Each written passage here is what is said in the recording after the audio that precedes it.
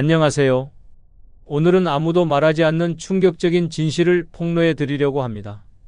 며칠 전 75세 되신 한 어르신이 저에게 이런 고백을 하셨습니다. 모든 인연을 정리하고 혼자 살기 시작한 지 3년이 됐는데 이게 제 인생에서 가장 행복한 시간입니다. 왜 진작 이렇게 살지 못했을까 후회될 정도예요. 이 말을 듣는 순간 정말 놀랐습니다. 더 놀라운 것은 이런 분들이 생각보다 정말 많다는 사실입니다. 평생 남들 눈치 보며 억지로 맞춰 살아오다가 나이 들어서야 진짜 자유를 찾은 분들이 속속 나타나고 있습니다. 하지만 이런 진실을 공개적으로 말하는 사람은 거의 없죠. 오늘은 용기를 내어 이 놀라운 현실을 정면으로 다뤄보겠습니다. 지금부터 들으실 내용이 여러분의 남은 인생을 완전히 바꿔놓을 것입니다. 구독, 좋아요, 알림 설정 해주시면 시작하겠습니다. 늙어 혼자 사는 게 최고 행복한 첫 번째 이유는 늙어가며 챙길 건 사람보다 내 컨디션이기 때문입니다. 여러분, 이런 하루를 보내본 적 있으신가요? 아침에 일어나자마자 온몸이 찌뿌둥하고 허리는 뻣뻣한데 문자 한 통이 울립니다.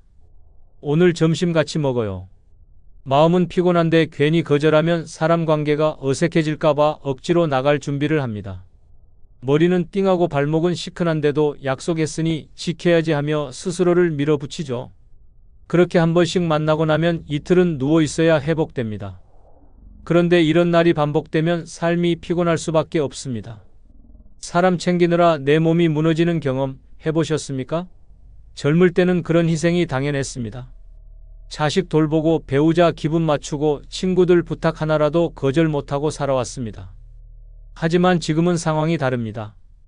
예전처럼 몸이 쉽게 회복되지도 않고 무리한 하루는 다음날 통증으로 고스란히 돌아옵니다. 이제는 누구 기분보다도 내 몸 상태를 먼저 살펴야 하는 시기입니다. 전남 광양에 사는 74세 윤재분 씨는 과거엔 모임이 삶의 중심이었습니다. 교회 성가대, 마을회관 회식, 고등학교 동창회까지 매일 일정이 꽉 찼습니다. 하루라도 약속이 없으면 허전해서 일부러 스케줄을 채웠다고 합니다. 하지만 어느 겨울 심한 감기 몸살로 입원하면서 삶이 바뀌었습니다. 병실에서 처음 느낀 것은 사람이 없어도 너무 편하다는 것이었습니다. 누구 눈치도 볼 필요 없이 푹 자고 배고플 때 먹고 피곤할 때 그냥 누울 수 있는 상태. 윤 씨는 퇴원 후 아예 휴대폰 번호도 바꾸고 혼자만의 시간을 선택했습니다. 그 결과 매일 피곤에 찌들어 살던 몸이 한 달 만에 가벼워졌고 머릿속이 맑아지며 소화도 훨씬 잘 되기 시작했다고 합니다. 아침에 일어나 가장 먼저 내 몸을 점검하는 살, 피곤하면 약속을 미루는 용기, 좋아하는 음악 들으며 낮잠 자는 여유. 그 모든 것이 가능해진 건 사람을 끊고 내 컨디션을 우선순위에 둔 덕분입니다. 노년에 중요한 것은 많은 사람 사이에서 웃는 얼굴을 유지하는 게 아닙니다. 웃는 척하면서 속은 뒤틀리고 앉아있는 것도 괴로운데 괜히 미소 지으며 고통을 참는 삶은 더 이상 필요하지 않습니다. 고요한 집에서 느긋하게 앉아 차 한 잔 마시며 몸이 보내는 신호에 귀 기울이는 것. 그게 진짜 호사입니다. 누군가에게 맞추는 삶은 결국 내 컨디션을 뺏기는 삶입니다. 약속 하나 지키려다 몸살로 끙끙 앓고 남 기분 맞추다 잠 못 이루는 밤을 보내며 우리는 서서히 지쳐갑니다. 혼자 사는 삶은 그런 낭비를 막아줍니다. 내 몸이 힘들면 그냥 누우면 됩니다. 누구에게도 변명할 필요 없습니다. 조용히 내 리듬대로 살 수 있습니다. 늙어간다는 건 내 몸이 점점 예민해진다는 뜻입니다. 그리고 그 몸을 제대로 돌볼 수 있는 가장 좋은 방법은 혼자 있는 것입니다. 혼자 살아야 조용해지고 조용해야 내 몸이 무슨 말을 하는지 들립니다. 오늘은 무슨 음식이 땡기는지, 어디가 불편한지, 쉬고 싶은지 그 모든 감각이 다시 살아납니다. 이제 남 챙기느라 망가진 내 몸에 집중할 시간입니다. 사람을 줄이면 기회가 줄어드는 게 아니라 오히려 진짜 회복의 기회가 열립니다. 노년의 가장 큰 사치는 화려한 인간관계가 아니라 오롯이 나를 위해 살 수 있는 자유입니다. 그리고 그 자유는 혼자일 때 비로소 가능합니다. 늙어 혼자 사는 게 최고 행복한 두 번째 이유는 애써 맞추느니 혼자가 낫기 때문입니다. 혹시 이런 날 겪어보신 적 있으신가요? 같이 밥을 먹으면서도 말 한마디 조심하게 되고 무슨 얘기를 꺼내도 상대의 표정부터 살피게 되는 날. 평소엔 그냥 넘길 수 있는 말인데 괜히 날카롭게 받아들이고 상대 기분 맞추느라 내 감정은 꾹 눌러야 했던 하루. 그러고 나면 남은 건 묘한 허탈감과 대체 내가 왜 이러고 살지라는 자괴감뿐입니다. 사람은 관계 속에서 살아갑니다. 그러나 그 관계가 애써 맞춰야만 유지되는 것이라면 그건 더 이상 좋은 관계가 아닙니다. 젊을 때는 그게 가능했습니다.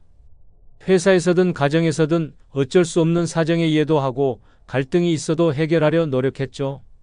그런데 나이 들어서까지 그걸 반복하며 살아야 할 이유는 없습니다. 오히려 지금은 누구에게도 억지로 나를 꺾지 않아도 되는 시기입니다. 그 자유를 누릴 수 있는 게 바로 혼자 사는 삶입니다. 전라남도 순천에 사는 75세 하정미 씨는 남편과 사별한 지 10년 만에 외로움을 견디지 못하고 한 지인을 통해 재혼을 했습니다. 상대는 성실하고 조용한 사람이었지만 성격과 생활 방식이 지나치게 달랐습니다. 아침 기상 시간부터 TV 소리, 식사 습관, 쓰레기 버리는 방식까지 모든 게 달랐고 그 차이를 맞추기 위해 하 씨는 늘 자신을 조절해야 했습니다. 말끝마다 그건 그렇게 하면 안 되지, 내 방식대로 해줘라는 잔소리가 이어졌고 하루에도 몇 번씩 마음속에 분노가 치밀었지만 외롭기 싫다는 생각에 참고 또 참았습니다. 하지만 참는 데는 한계가 있었습니다. 어느 날 하 씨는 자신도 모르게 큰 소리로 화를 내고 말았습니다. 그 일로 크게 다투고 며칠간 냉전 상태가 이어졌고 그때 하 씨는 깨달았습니다. 혼자 있을 땐 한 번도 화낸 적이 없었는데 같이 사니까 이렇게까지 예민해졌구나. 결국 그는 조용히 집을 나와 다시 혼자의 삶으로 돌아왔습니다. 그리고 말했습니다. 누구와 함께 있느라 나를 매일 잃어가는 기분이었어요. 차라리 혼자 있는 게 100배 나아요. 우리는 자꾸 함께 있다는 이유로 그 관계를 소중하다고 착각합니다. 하지만 내 마음이 닳고 내 감정이 무시당하고 내가 작아지는 관계는 결코 건강하지 않습니다. 그런 관계는 외로움을 덜어주는 게 아니라 고통을 늘려놓습니다. 혼자 있으면 때로는 외롭지만 내 감정 하나하나를 온전히 지킬 수 있습니다. 그 편안함은 관계 속에선 절대 느낄 수 없는 고요함입니다. 혼자 살면 누구에게도 맞추지 않아도 됩니다. 아침 8시에 일어나든 10시에 일어나든 라디오를 켜든 침묵 속에 있든 모두 내 마음대로입니다. 냉장고 속 반찬 하나로 대충 끼니를 때워도 누구 눈치 볼 필요 없고 밤에 불을 켜놓고 책을 읽어도 잠옷 차림으로 하루 종일 있어도 괜찮습니다. 모든 게 내 기준, 내 감정, 내 리듬대로 흘러갑니다. 노년은 맞추며 살 시기가 아닙니다. 오히려 맞춰주느라 잃어버린 나를 회복해야 하는 시기입니다. 더 이상 감정 소모하지 말고 더 이상 이해받으려 애쓰지 마세요. 누군가에게 끌려가는 인생이 아니라 내가 중심이 되는 인생을 살 수 있는 가장 단순하고 확실한 방법은 혼자 사는 것입니다. 늙어간다는 건 내 마음이 점점 예민해진다는 뜻입니다. 작은 말에도 상처받고 작은 행동에도 서운해지는 시기입니다. 그런데도 여전히 누군가의 기분을 맞추며 살아야 한다면 그 삶이 과연 내게 좋은 걸까요? 이제는 그럴 필요 없습니다. 애써 맞추느니 혼자가 낫습니다. 진짜 나를 지킬 수 있는 삶, 그게 바로 혼자 사는 삶입니다. 그리고 그 삶이야말로 노년의 마음을 가장 평온하게 만들어주는 길입니다. 늙어 혼자 사는 게 최고 행복한 세 번째 이유는 불필요한 지출이 줄어들어 지갑이 덜 가벼워지기 때문입니다. 여러분, 분명히 어제까지만 해도 통장에 여유가 있었는데 며칠 지나지 않아 잔고가 횡한 걸 보고 도대체 내가 뭘 썼지? 하며 깜짝 놀란 적. 계산기를 두드려 봐도 별거 한 건 없는데 외식 몇 번, 선물 하나, 누가 오랜만에 보자 해서 낸 커피값, 갑자기 생긴 생일 축하 모임, 그게 다였습니다. 나이 들수록 수입은 줄고 지출은 늘어나는데 무심코 쓰는 돈은 오히려 더 많아집니다. 사람과 어울리다 보면 돈은 생각보다 빠르게 빠져나갑니다. 억지로 낸 밥값, 분위기 맞추려 산 옷, 괜히 미안해서 꺼낸 지갑. 그러다 보면 인간관계 유지비만 한 달에 수십만 원이 됩니다. 이게 한 번이라도 진심에서 나온 지출이면 모르겠지만 대부분은 이거 안 하면 내가 좀 없어 보이겠지? 빈손으로 갈 수는 없지 같은 마음에서 나간 돈입니다. 그게 쌓이고 쌓여 지갑을 텅 비게 만드는 겁니다. 경기도 이천에 사는 78세 조명희 씨는 과거 5개의 모임을 매주 돌며 지냈습니다. 경로당 노래교실, 반창회, 종교 소모임, 봉사단체, 그리고 가족 모임까지. 일주일 내내 약속이 끊이지 않았고 외출 준비에 택시비, 밥값, 선물비까지 쓰다 보면 한 달 용돈이 30만 원이 넘게 나가버렸습니다. 정작 본인을 위해 쓰는 돈은 거의 없었고 늘 통장이 바닥나기 일쑤였습니다. 어느 날 그는 감기에 심하게 걸려 일주일간 집에만 누워 있었습니다. 그 주에 모임을 전부 빠지고 외출도 안 하고 배달음식 대신 냉장고 안에 있던 걸로만 지냈는데 놀랍게도 그 한 주간의 지출이 평소의 5분의 1도 안 됐다는 걸 깨달았습니다. 이후 그는 과감하게 모임을 줄이고 꼭 필요한 약속만 나가기 시작했습니다. 그리고 남은 돈으로는 건강식품을 사고 좋아하던 책을 사읽으며 삶의 질이 달라졌다고 말합니다. 사람 많은 곳을 줄이니까 돈도 남고 마음도 남더라고요. 혼자 살면 이런 불필요한 지출에서 자유로워집니다. 오늘 뭐 입을지 고민할 필요도 없고 누가 뭐라 해도 나 하나 먹고 자는데 필요한 비용이면 충분합니다. 남 눈치라는 항목이 지출 목록에서 사라지니 지갑이 오래 갑니다. 또 혼자 먹는 밥은 간단하지만 오히려 건강에 좋고 매일 세수하듯 쓰던 돈을 아껴 쓰게 되니 소소한 여유가 쌓이기 시작합니다. 나이 들면 돈의 가치는 달라집니다. 많이 쓰는 것이 아니라 쓸 곳을 아는 것이 중요해집니다. 혼자 사는 사람은 자신이 진짜로 필요한 게 무엇인지 잘 압니다. 괜히 사두고 안 쓰는 물건, 어울리지 않는 옷, 형식적인 선물에 돈을 허비하지 않습니다. 그 대신 내 몸에 필요한 물, 내 마음을 살리는 책, 그리고 적절한 휴식에 투자하게 됩니다. 지갑이 가벼우면 마음이 무겁습니다. 그런데 반대로 사람을 줄이니 지갑이 남고 그 여유가 마음의 평온으로 이어집니다. 혼자 사는 삶은 바로 그 불필요한 지출의 악순환을 끊어주는 첫걸음입니다. 늙어간다는 건 단순해지는 삶을 배워가는 과정입니다. 그리고 그 단순함이 곧 지갑의 여유를, 마음의 안정을 만들어줍니다. 불필요한 인연이 줄어들면 불필요한 지출도 자연스럽게 줄어듭니다. 그렇게 남은 돈은 이제 진짜 당신을 위해 쓸 수 있습니다. 그리고 그 돈이 당신의 노년을 조금 더 따뜻하게 만들어줄 것입니다. 늙어 혼자 사는 게 최고 행복한 네 번째 이유는 내 속 편한 대로 사니 스트레스가 없어 정신건강에 좋기 때문입니다. 혹시 이런 하루 보내보신 적 있으신가요? 아침부터 TV 소리 크다고 타박 듣고 밥상 메뉴 놓고 말꼬리 잡히고 뭐하나? 내 마음대로 했다가 괜히 짜증 섞인 한숨 들으며 기분이 망가졌던 날. 말은 안 해도 얼굴에 써있는 그 불만 때문에 식사 내내 숨을 죽였던 적. 그럴 때마다 내가 왜 이렇게 눈치 보며 살아야 하지 하는 자괴감 느껴보신 적 있죠? 노년엔 몸보다 마음이 먼저 무너집니다. 젊었을 땐 일하고 바쁘게 움직이다 보니 스트레스를 의식할 틈도 없었습니다. 하지만 나이 들수록 작은 말 한마디, 무심한 표정 하나에도 상처를 받고 그 감정이 오래도록 남아 머릿속을 맴돌게 됩니다. 스트레스를 주는 대상이 늘 가까이 있는 사람일수록 그 피로는 더 깊어집니다. 충청북도 제천에 사는 73세 송현옥 씨는 남편과 오랜 시간 별거 끝에 각자의 삶을 살기로 결정했습니다. 가족들은 걱정했습니다. 그 나이에 혼자 살면 외로워서 어떻게 버티려고? 하지만 송 씨는 오히려 얼굴빛이 달라졌습니다. 매일 눈치 보며 말 한마디 조심하던 시절엔 소화도 안 되고 불면증에 시달렸다고 합니다. 그런데 혼자 살기 시작하니 늦은 밤까지 책을 읽고 아침엔 눈 뜨는 대로 일어나 산책을 나가고 커피잔 들고 창밖을 멍하니 바라보는 시간이 생겼습니다. 그녀는 말합니다. 혼자 사니까 내 속도에 맞춰 사는 거예요. 그냥 그게 너무 편하네요. 아무도 나한테 기대 안 하니까요. 혼자 산다는 건 단순히 사람과 떨어져 산다는 게 아닙니다. 누군가의 기분, 감정, 기대에 맞춰 살지 않아도 된다는 의미입니다. 내 기분이 꿀꿀하면 하루 종일 말 안 해도 되고 마음이 가라앉는 날엔 그냥 이불 속에서 꼼짝 안 해도 괜찮습니다. 누구한테 해명하지 않아도 되고 혼자만의 시간을 눈치 없이 누릴 수 있습니다. 이런 환경은 정신 건강에 결정적인 영향을 미칩니다.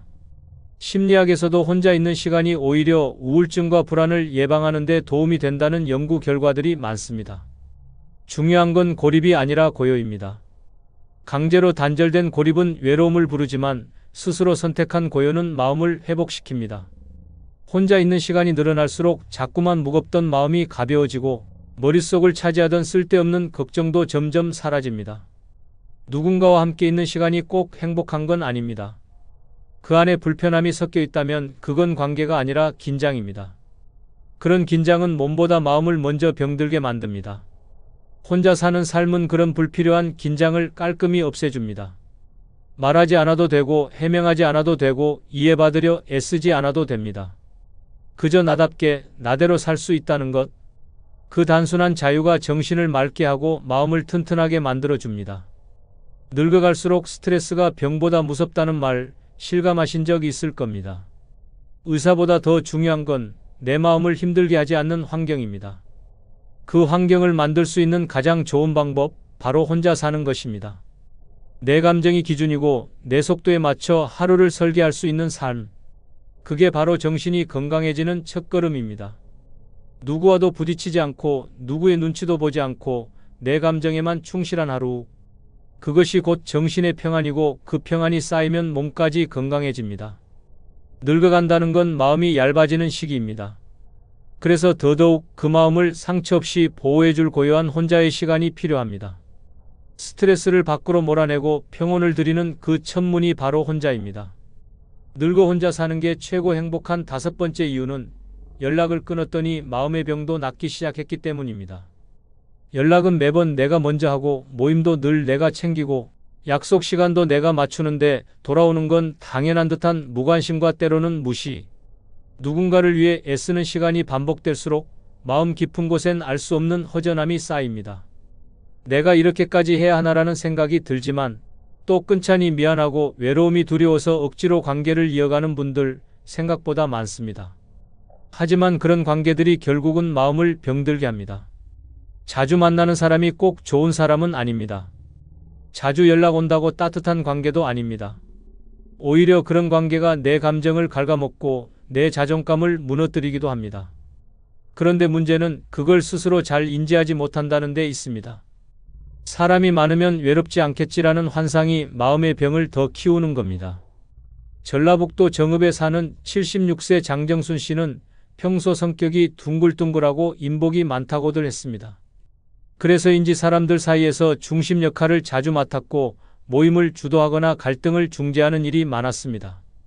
겉으로 보기엔 활발하고 밝은 사람이었지만 밤이 되면 혼자 눈물을 삼켰습니다.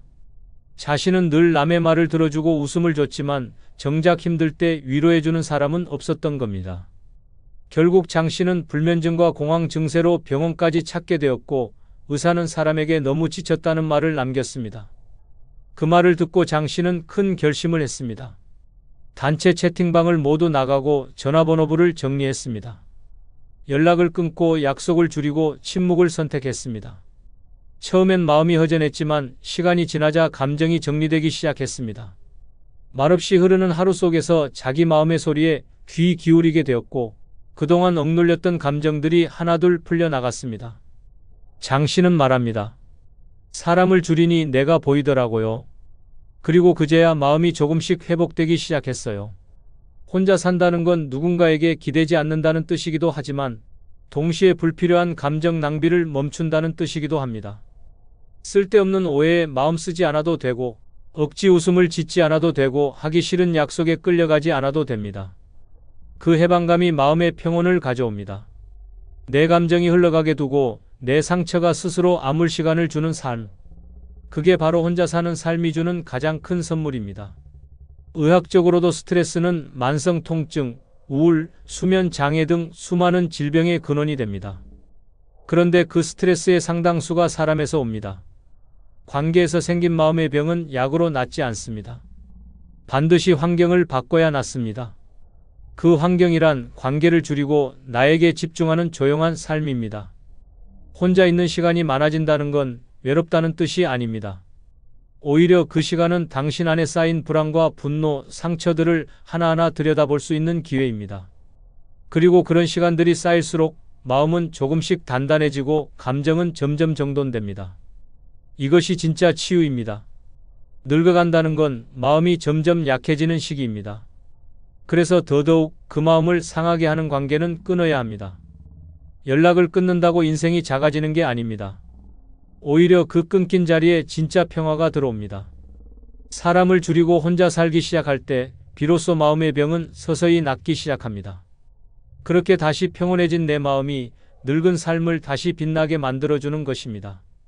그리고 여러분, 쿠팡에서 물건 구입 시 영상 아래에 나오는 아무 제품을 클릭하면 쿠팡으로 연결됩니다. 그리고 여러분이 아무 제품을 구입해도 본 채널에 약간의 수수료가 발생하오니 이런 방법으로 도움 주시면 큰 복 받으실 겁니다. 감사합니다. 77세 김윤희 씨는 아들과 함께 살다가 3년 만에 가출했습니다. 이 집은 내 집이 아닌 것 같아요. 조용히 살아도 민폐래요. 며느리에게 무시당하고 손주 눈치 보며 라면도 못 끓이는 하루. 밥값도 자존심도 전기세마저 미안해야 하는 노후. 그녀는 지금 원룸에서 혼자 살고 있습니다. 좁지만 마음은 더 넓어졌다고 합니다. 이제야 비로소 내가 내 삶을 사는 것 같아요. 노년의 행복은 숫자도 가족도 아닙니다. 오롯이 나로 살아갈 수 있는 조건, 그것이 혼자 사는 삶입니다. 왜 혼자 사는 게 가장 행복한 노년인지 6가지 이유로 알려드리겠습니다. 구독, 좋아요, 알림 설정 누르시면 시작하겠습니다. 아울러 영상이 끝나고 많은 분들에게 공유 부탁드립니다. 노년에 혼자 사는 게 가장 최고인 첫 번째 이유는 죽음을 준비할 수 있기 때문입니다. 가장 두려운 순간은 언젠지 아십니까? 죽음이 아닙니다. 죽어가는 나를 아무도 알아채지 못할 때입니다. 말기암 진단을 받았는데도 자식은 바빠서 전화 한 통 없고 함께 사는 가족은 괜히 티 낼까 말도 못하고 병든 몸을 끌고 끼니를 해결하고 약을 먹다 토해도 밥 안 먹었어요. 소리 듣는 삶. 차라리 혼자였으면 마음 다잡고 정리라도 할 수 있었습니다. 죽음은 누구에게나 찾아옵니다. 그런데 혼자 살면 그 죽음을 두려움이 아닌 준비의 시간으로 바꿀 수 있습니다. 누구에게도 미안하지 않고 누구에게도 짐이 되지 않게 스스로를 돌아보고 마무리할 수 있는 시간. 그것이 혼자 사는 노년이 주는 마지막 선물입니다. 서울 성북구에 사는 윤미선 씨는 폐암 3기 진단을 받고 병원에서 요양병원 입소를 권유받았습니다. 하지만 그녀는 말했습니다. 나는 내 방에서 내 이불 덮고 죽고 싶다. 그렇게 혼자 사는 원룸에서 항암 치료 대신 영양식과 산책을 선택했고 마지막 1년을 누구보다 정갈하게 살아냈습니다.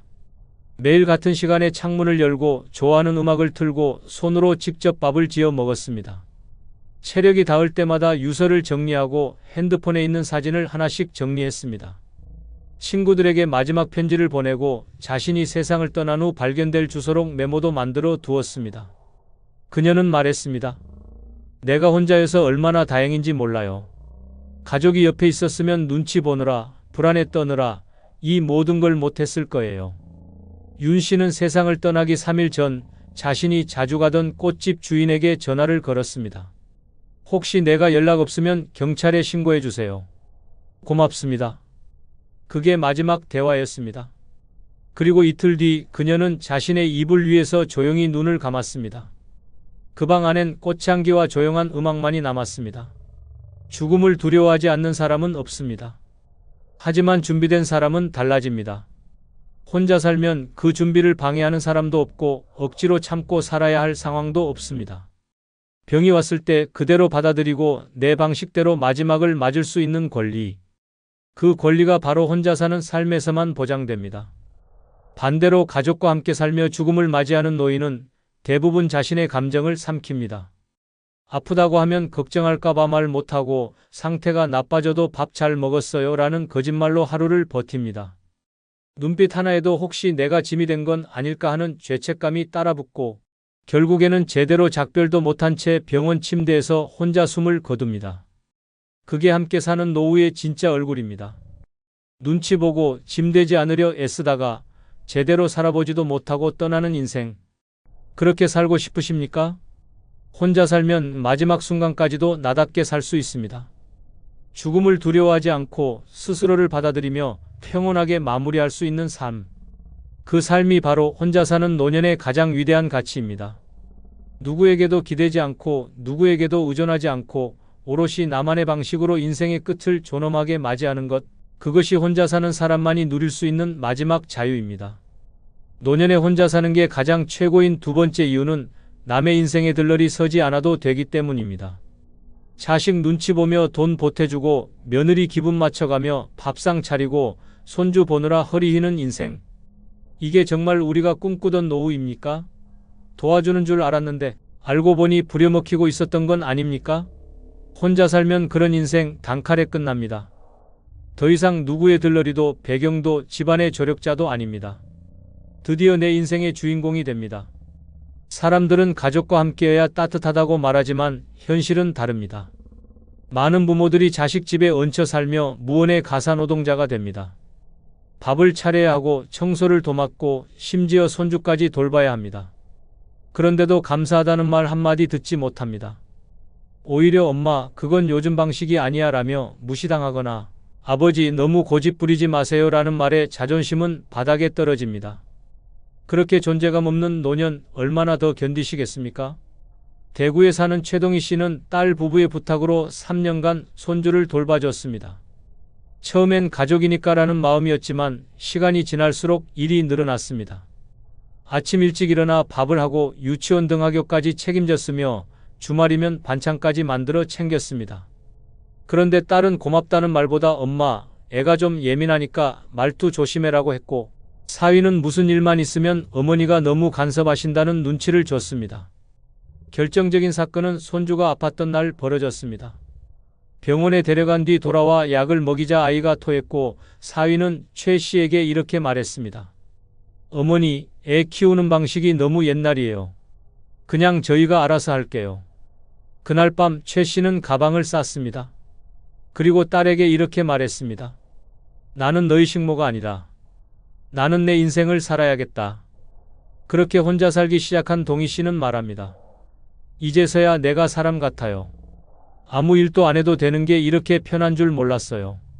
혼자 사는 노년은 누구에게도 이용당하지 않는 삶입니다. 자식 인생의 부속품이 아니고 손주의 보모가 아니며 사위나 며느리의 심부름꾼이 아닙니다. 당신은 이미 평생을 가족을 위해 살아온 사람입니다. 이제는 누구에게도 들러리 서지 말고 오직 나 하나만을 위한 무대를 살아야 할 때입니다.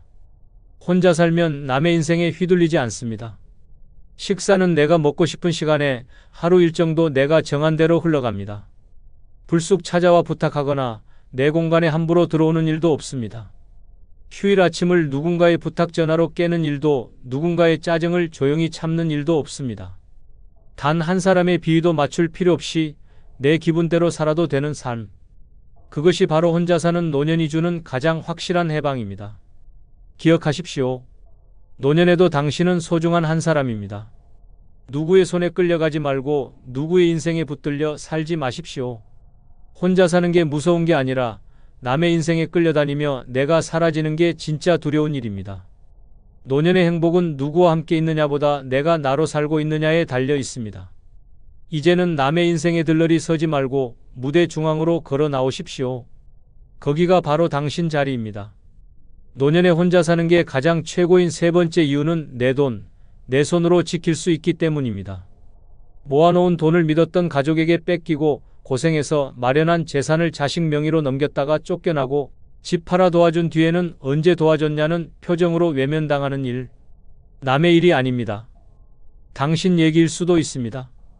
같이 산다는 이유로 재산도 통장도 노후 자금도 넘기고 결국 빈손이 된 사람들. 혼자 살았으면 이런 일 없었습니다. 어느 날 갑자기 자식이 묻습니다. 엄마, 혹시 집 명의 좀 바꿔줄 수 있어? 아버지, 아파트 담보로 대출 좀 받을 수 있을까요? 처음엔 도움을 주는 게 가족 간의 당연한 정이라 생각합니다. 하지만 그 정은 시간이 지나면 계산이 되고 권리가 됩니다. 내 돈인데 내가 눈치 보게 되는 순간부터 노년의 지옥이 시작됩니다. 충청남도 아산에 사는 이남호 씨는 30년 공무원 생활로 작은 아파트 한 채를 마련했습니다. 외아들이 결혼할 때 며느리의 부탁으로 그 아파트를 공동 명의로 바꿔줬습니다. 결혼 후 둘이 함께 살다 보니 집안일도 분담했고 손주도 태어났습니다. 그런데 시간이 지나며 며느리는 점점 말을 줄였고 아들은 퇴근 후 방으로만 들어갔습니다. 그러다 어느 날 며느리가 던진 한마디. 아버님, 이제 따로 사시는 게 좋지 않을까요? 황당했지만 이미 집 명의의 절반은 며느리 이름이었습니다. 결국 남호 씨는 한 푼 못 받고 집을 나왔고 지금은 전셋집에서 살고 있습니다. 그는 말합니다. 내가 미련했다.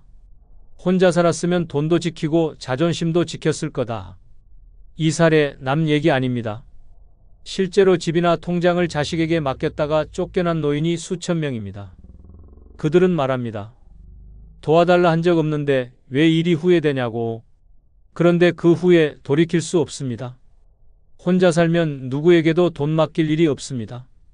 내 통장 내가 관리하고 내 집도 내 마음대로 씁니다.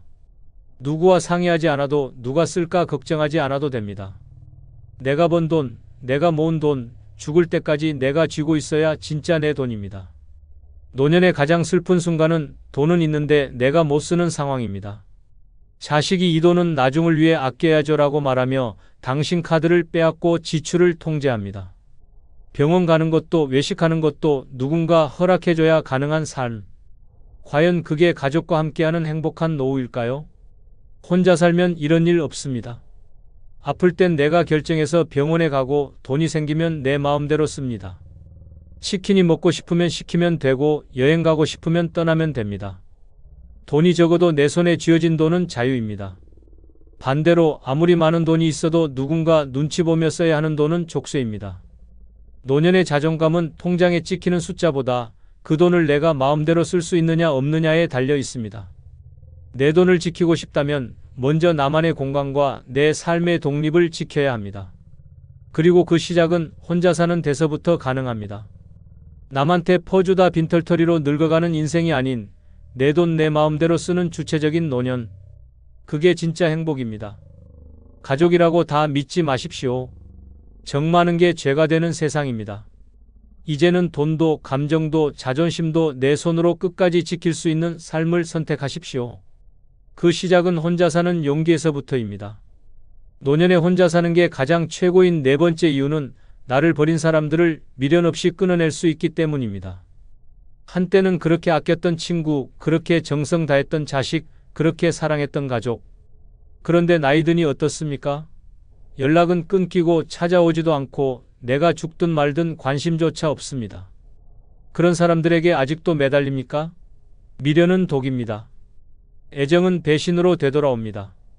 혼자 살면 이런 인연들 단칼에 끊고 속 시원하게 살아갈 수 있습니다. 언젠가는 다시 돌아오겠지. 자식 마음이 다 그렇지 뭐. 그렇게 자기 합리화하며 스스로를 속이는 노년. 그런데 정작 그들은 당신의 생일도 아픈 날도 필요할 때도 외면합니다. 결국 혼자 병원 가고 혼자 밥 먹고 혼자 우는 게 일상이 됩니다. 그런데도 가족이니까라는 말로 그 고통을 끌어안고 사십니까? 이제는 그 굴레에서 벗어날 때입니다. 충북 청주에 사는 이정자 씨는 사남매를 혼자 키워냈습니다.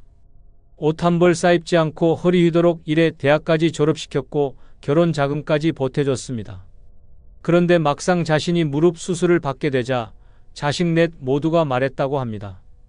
엄마, 요즘 회사도 어렵고 시간도 안 맞아서요. 간병인 쓰세요. 이 씨는 울면서 말했습니다. 간병인 월급 줄 돈은 내가 보탰지만 자식들이 안아줄 온기는 내가 줄 수 없었나 봐요. 그날 이후 이 씨는 자식들의 연락을 끊었습니다. 그리고 말했습니다. 이젠 내 이름도 저장하지 말라고 전했어요. 나는 더 이상 그들의 엄마가 아닙니다. 혼자 원룸을 얻고 살기 시작한 그녀는 매일 아침 라디오를 들으며 손으로 직접 끓인 미역국을 먹습니다. 그녀는 말합니다. 내가 울지 않으니까 세상이 조용해졌어요. 그리고 살만해요. 아무도 기대하지 않으니까요. 이처럼 혼자 사는 노년은 관계의 선택권이 생깁니다. 보고 싶은 사람만 보고 듣고 싶은 말만 듣고 미련 남은 관계는 단호하게 끊을 수 있는 용기가 생깁니다. 같이 산다는 이유로 매번 상처만 주는 자식, 말끝마다 날 무시하는 친구, 체면 때문에 억지로 이어온 형제. 더 이상 끌려갈 필요 없습니다. 이제는 나를 아프게 한 사람들을 정리할 시간입니다. 왜? 노년은 감정 쓰레기통이 아니기 때문입니다. 내 마음 하나 지키는 것도 벅찬 이 시기에 남의 눈치 보며 남의 평가에 흔들리며 남이 만든 죄책감에 눌려 살 이유는 없습니다. 혼자 산다는 건 곧 내 인생에 누구를 들릴 것인가를 내가 정할 수 있다는 뜻입니다. 이건 자유이자 복수입니다. 나를 외면했던 사람들을 다시는 들이지 않는 결심. 그리고 그 결심 안에서 비로소 나 자신을 온전히 회복하는 순간 그것이 혼자 사는 노년의 진짜 기쁨입니다. 사람이 준 상처는 사람으로는 치유되지 않습니다. 나를 다시 살게 하는 건 그 어떤 관계가 아니라 나 자신과의 화해입니다. 그걸 가능하게 만드는 단 하나의 방식, 혼자 사는 삶입니다. 미련을 버리고 사람을 정리하고 감정을 내려놓을 수 있는 그 공간. 그곳이 바로 당신이 가장 먼저 선택해야 할 노년의 집입니다. 노년에 혼자 사는 게 가장 최고인 5번째 이유는 하고 싶은 걸 언제든 마음껏 할 수 있기 때문입니다. 살면서 얼마나 많은 걸 참으며 살아오셨습니까? 자식 키운다고 배우자 눈치 보느라, 부모니까, 가장이니까, 어른이니까라는 말에 모든 욕망을 뒤로 미뤄야 했습니다. 하고 싶었던 여행, 배우고 싶었던 취미, 먹고 싶었던 음식조차 참아야 했습니다. 그런데 정작 나이 들어서도 남 눈치 때문에 여전히 나를 누르며 살아간다면 그건 너무 슬픈 일입니다. 혼자 사는 노년은 그 모든 속박에서 벗어나는 진짜 자유의 시작입니다. 혼자 살면 누구 허락받을 필요 없습니다. 아침 10시에 일어나도 좋고 밤 12시에 드라마를 봐도 됩니다. 점심으로 짜장면을 2그릇 시켜도 누구 눈치 볼 필요 없습니다. 마음이 동하면 동네 꽃가게에서 튤립 한 다발을 사들고 집에 돌아와도 되고 하루 종일 라디오만 틀어놓고 소파에서 빈둥거려도 됩니다. 내가 하고 싶은 걸 아무에게도 묻지 않고 결정할 수 있는 그게 노년의 진짜 특권입니다. 그런데 결혼이나 자식과의 동거 속에 갇힌 노인들은 이 작은 자유조차 허락받지 못합니다. 김포에 사는 박성희 씨는 며느리와 함께 살며 불편한 행복을 견디고 있었습니다. 며느리가 끓여주는 국은 늘 짰고 냉장고의 반찬은 늘 박 씨의 취향과는 거리가 멀었습니다. TV 볼륨은 손주 자는 시간에 맞춰 7 이하로 맞춰야 했고 아침에 일어나는 시간조차 집 분위기에 따라 조절해야 했습니다. 말로는 어머니 편하게 지내세요라고 했지만 성희 씨는 눈치를 보며 조용히 움직였습니다. 그러다 어느 날 친구의 권유로 경로당에서 여가 프로그램을 시작하게 됐습니다. 수묵화를 배우기 시작했는데 그 순간부터 삶의 색이 달라졌습니다. 그리고 깨달았습니다. 내가 하고 싶은 게 이렇게 많았구나. 몇 달 뒤 박 씨는 큰 결정을 내렸습니다. 집을 나와 원룸을 얻었고 매주 2번 수묵화 교실에 가고 날이 좋으면 혼자 근처 호수공원을 걷습니다. 카페에 앉아 혼자 그림을 그리고 뜨거운 커피를 마시며 음악을 듣습니다. 그럼 박 씨는 이제 말합니다. 이제야 진짜 내 인생을 살고 있어요. 아무것도 하지 않아도 아무도 뭐라 하지 않으니까요. 이처럼 혼자 사는 노년은 나에게 처음으로 하고 싶은 걸 해도 된다는 허락을 줍니다. 누구를 의식하지 않아도 되고 누군가와 타협하지 않아도 되는 그 삶은 생각보다 훨씬 소중하고 강력한 자유를 안겨줍니다. 특히 나이가 들수록 몸보다 마음이 하고 싶은 걸 하지 못하는 것이 더 큰 고통으로 다가옵니다. 그 고통은 우울이 되고 침묵이 되고 결국 삶의 의욕을 갉아먹습니다. 반대로 내가 좋아하는 걸 하나라도 할 수 있는 사람은 달라집니다. 아침에 눈 뜨는 이유가 생기고 주말이 기다려집니다. 혼자여도 전혀 외롭지 않습니다. 오히려 자꾸 누군가에게 맞춰 살아가는 삶이 외롭고 피곤한 법입니다. 누구도 내 인생을 대신 살아주지 않습니다. 그렇다면 이제는 내가 주인공이 되어야 합니다. 이 나이에 뭘 새로 해가 아니라 이제라도 해보자고 마음먹는 순간 노년은 다시 시작됩니다.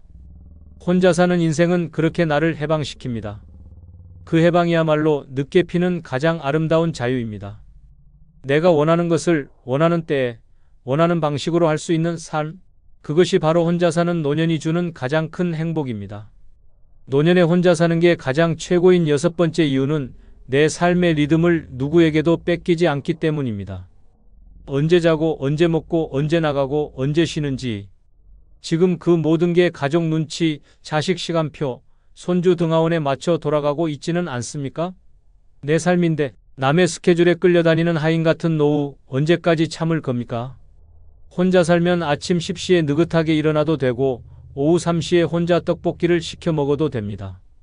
누구와도 상의하지 않고 눈치도 보지 않고 내가 좋아하는 리듬으로 사는 인생, 그게 진짜 자유입니다.